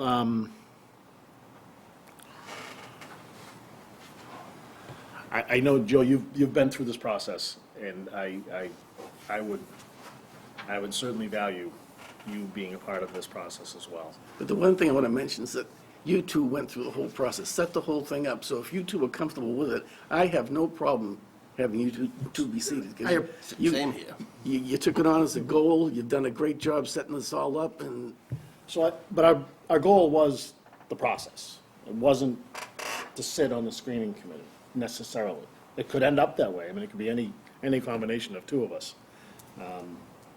but I just want to make sure if you guys want to be there, then I think, I feel the same way, that my objective is to seat a committee that is as diverse and representative as possible, so. to You're the not ex- getting off that easy. You're staying on the committee. See, that was part of my, I wanted Joe to sit on the committee as, a local business owner, and then, but no. Well, we get that. We also have a personnel committee member already on. You're on the personnel committee too, Joe, right? Yeah. But no, I don't want the rest of the selectmen to perceive the fact that I was involved in structuring the process to mean that necessarily have to be Foregone. the person. So, frankly, I think there would be value in having two women on the committee. I agree with that. I mean, I honestly, Joe, I'm looking, I mean, women bring. agree with that. No, we bring a different perspective, and for a variety of I reasons. don't always and agree it's- with your perspective. I know that, Chuck, but you're getting used to that. Yes. I just look at the composition of the committee, as it is now, it would be 5 men and 1 woman. So I think we can say pretty safely that one of the members of the Board of Selectmen that will be on the committee will be Cindy. For all your qualifications, the fact that you're a woman, I didn't even notice. Right? I can go down the rest of them, Chuck. No, You want me to? no, If you want me to elaborate, I will. we're good. Paul, what level of interest do you have in serving the screening committee? I mean, Well, would I you be don't want to comfortable, minimize the Joe, or- importance of it, but I would, I've got other things that I want to put my time and efforts into, and Great answer. in some combination of the three of you, if you feel you've done your part, I have no problem, by the way, if anyone's thinking, oh, gee, the two new members, I don't have an issue with that at all. Right. It's all going to come back to the board anyway. Ultimately, yeah, the finalists will come back to us. It all comes back here anyway. And I will say, I do want to serve on the committee. there you go. But I value the structure of the committee over my personal involvement. I think we all. Unless the chair is counting on it and there's something important to be said, if you're chair and this big position comes up during your term, I could see myself deferring to that. But by the same token, as much as Cindy, obviously, you represent different perspective, just by the opinions that Chase raised in his deliberations, I think he represents a different perspective too. That I don't want to let the town see that we're shutting out any range of thought or opinion in this process. So, what you counting on being in there, Chuck? Or No, I was very focused on making sure that we had a process that was a good process, and I think that we accomplished that goal. I certainly, don't want to minimize the importance of it. There's a lot of lifting that we all have to do. I would like to extend it to Joe, if I'm not backing down from it. I'll do it, but I think my most fair thing is that you were part of the, I personally don't see the two as a rite of passage, just because we were involved with that goal of getting to the point that we're at right now. But, I mean, among the three of us, we need to come up with one of us that's, I think we're all interested. I think we all see the importance of it, just a matter of which one of us is going to carry the ball. And again, it comes back to all five of us for any decisions, so. And time, Paul mentioned, there's other things that, whether it be relative to town, I think that's what you're referencing, there's other things in town that you want to put your time and effort into, but there's also other things that we do in our other lives. That, whether it be small children, older children, and, business. So there's a number of things that we have to all take into consideration. Is the ability of meeting during the day, is that something that, having that flexibility, I know you've got a little more flexibility than maybe I do, or maybe Chase does. Joe has been able to, he's bailed me out in the past by taking on the personnel board and being able to meet I can with me. change my schedule. So, And, I mean, you mentioned we're putting the process together, and I think you mentioned this morning, ultimately, it comes back to all five of us. Correct. To make absolutely, a decision. right. This is, not to minimize the effort, but this is only the screening committee. It's our two representatives on the screening committee, correct. That said, I will say, I do want it. And could certainly, I could get behind anybody else on it, but I do want the position, so. We all want it. Well, I don't know, actually, it's good to hear you say that, because Oh, no, I didn't have a good read on whether you did want it, or you would reluctantly carry the mantle. No, I think we all want to do it. I was just trying to offer it up. Gotcha. To Joe as, he has been there before, he has some, as far as the structure is concerned. He's done it before with both the police and the fire. And I think that he would be able to shepherd the process a little bit differently than you or I would. That's the reason I was acquiescing. But we do have some people on the committee now that have some background, even locally, with our, not that it has to be the same, process that's been done before, but it's not like the folks that have been appointed don't have any idea of how to kick this off and go with it. Look, we're in a fine position. If any two of the three of you wanted, Right. let's just settle that up and get the heck Paul's out just of here. standing over there going, "You gotta stay away from me, guys." All right. You want to flip a coin?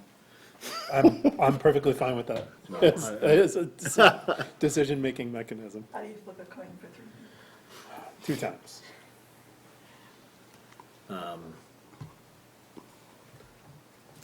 I'll step aside and ask between the two of you. I want it, but I mean, I'll go back to my original statement. You were part of the original. Yeah, and I guess if I stood up and held that, we could solve this, but I don't think that that is a decision-making criteria. Chuck and I structured the process, and we were happy to do so. I don't want that to be necessarily the deciding factor on who sits on the committee. You're too thoughtful. Should I have just said thank you, Joe? And Well, I mean, we don't, I will say, Julie could attest to this. I'm referencing back to AFRAC. I mean, we met a lot. It was relatively demanding, and I anticipate this process is going to, when it needs to meet a lot, it's going to meet a lot, in order to keep the ball moving.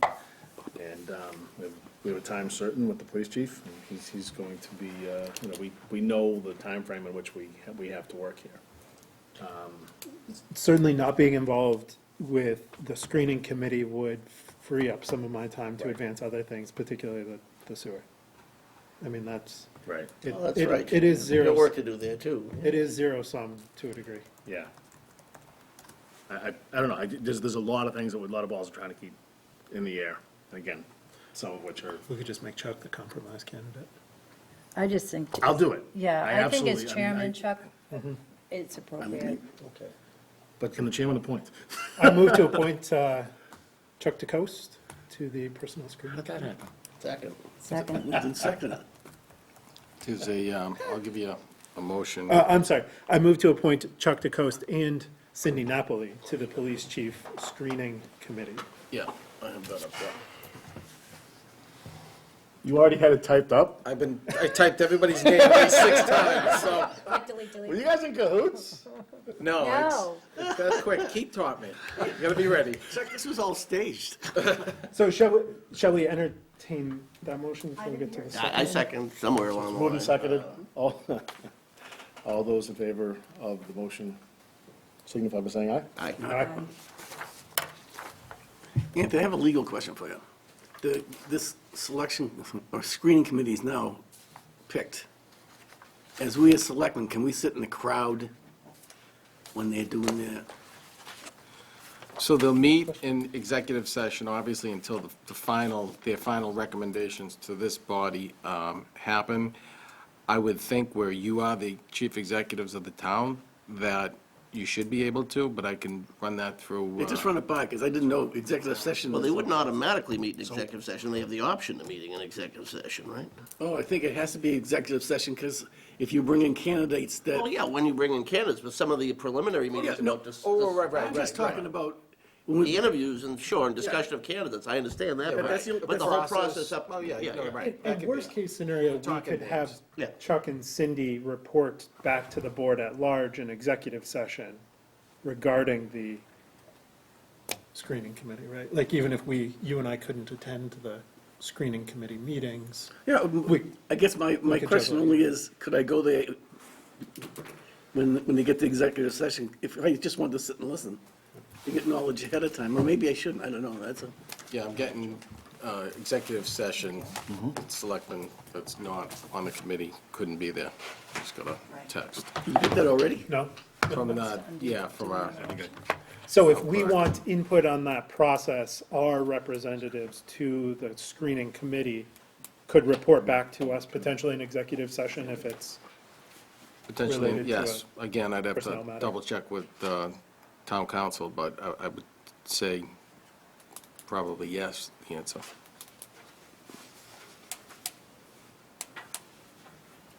take What are that we waiting forward. now? What's that? What are we So, waiting? hold on, just, I want to revisit the two members. I think I talked myself out of it when I brought up the That's AFRAC. No, it's already been tweeted, Keith? Now we 2 have, seconds, I can have anybody in there. now we have to vote against you. No, you can withdraw it. You can withdraw the motion, yeah. For aesthetics, though, can we vote to remove the chairman from the? All righty. Sorry, Chuck, I didn't mean to jump the gun on you there. No, it's, I just, I thought I was ripping the Band-Aid off. no, I appreciate the effort, and I'm trying to put it all together, and I thought that, with you and I doing the process, I thought with Joe and Cindy being the representatives, and I'm just going through all the I noticed in all those Time scenarios, I'm counts. not involved at all. You already said you had other commitments and things you wanted to focus on. fine. My biggest hurdle right now Selectman Glaive, is, you want me to put your name in here just so you No, don't no, cover? no, that's all right, I'm okay with I've that. got family commitments coming up all through the month of December and January, and I've got travel for work that So you declining the nomination, or? I'm struggling with it because I don't want to undo what's, I don't want to put another Band-Aid on it. Can we call everybody back and start all over again? Will No, that that happen? won't happen. You want to make a motion for? I think we need to make a motion to withdraw me as the member of the. Who made the motion? I did. So you want to withdraw your motion?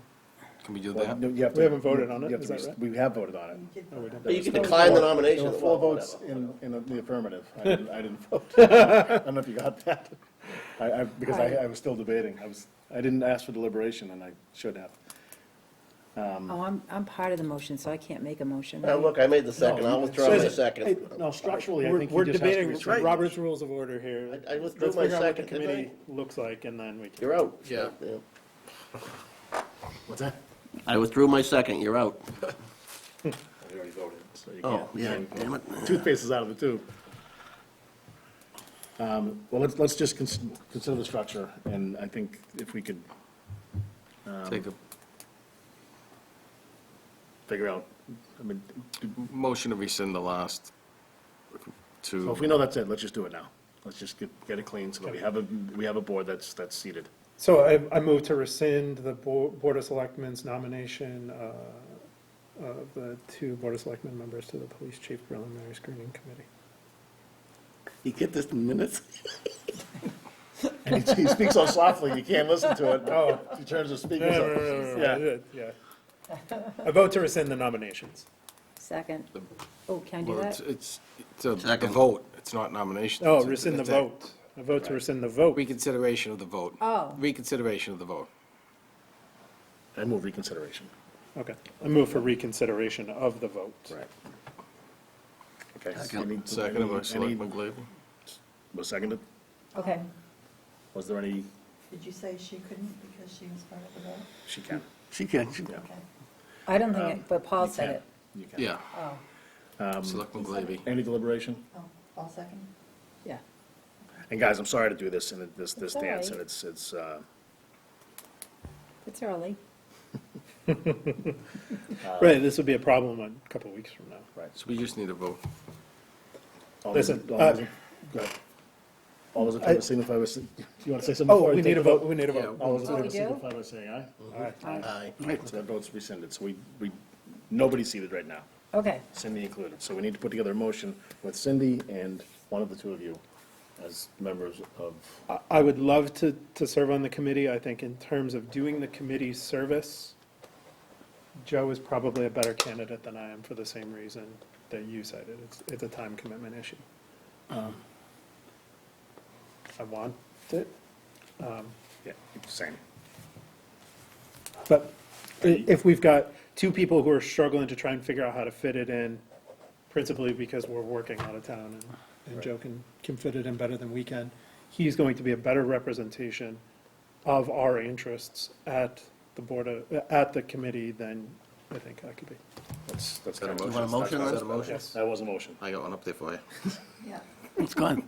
it was there. Then I'll second that. Well, As written? Joe made it. Joe You and can't. We're making Cindy. Joe? Yeah. Chase made the motion, did he? Yeah. Chase Chase made the motion. You didn't hear Paul it? second. Is it awesome? It's not usually like this, Julie. No, it's not awesome. So Chase Okay. made the motion to appoint Cindy and Joe. Correct. Paul, did you second that? Yes, I did. Any deliberation? Any second thoughts? Public input? All those in favor signify by saying aye. Aye. Aye. It's unanimous. Thank you, and I apologize for that, guys. I just, Dinesh? going to a different reality. All right, so we also have, the police union sent us a letter.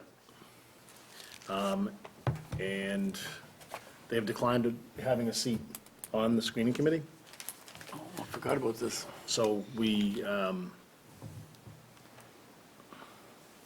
I think it'd be appropriate to have the superintendent of schools be appointed as the seventh position instead of one of the members of the police union.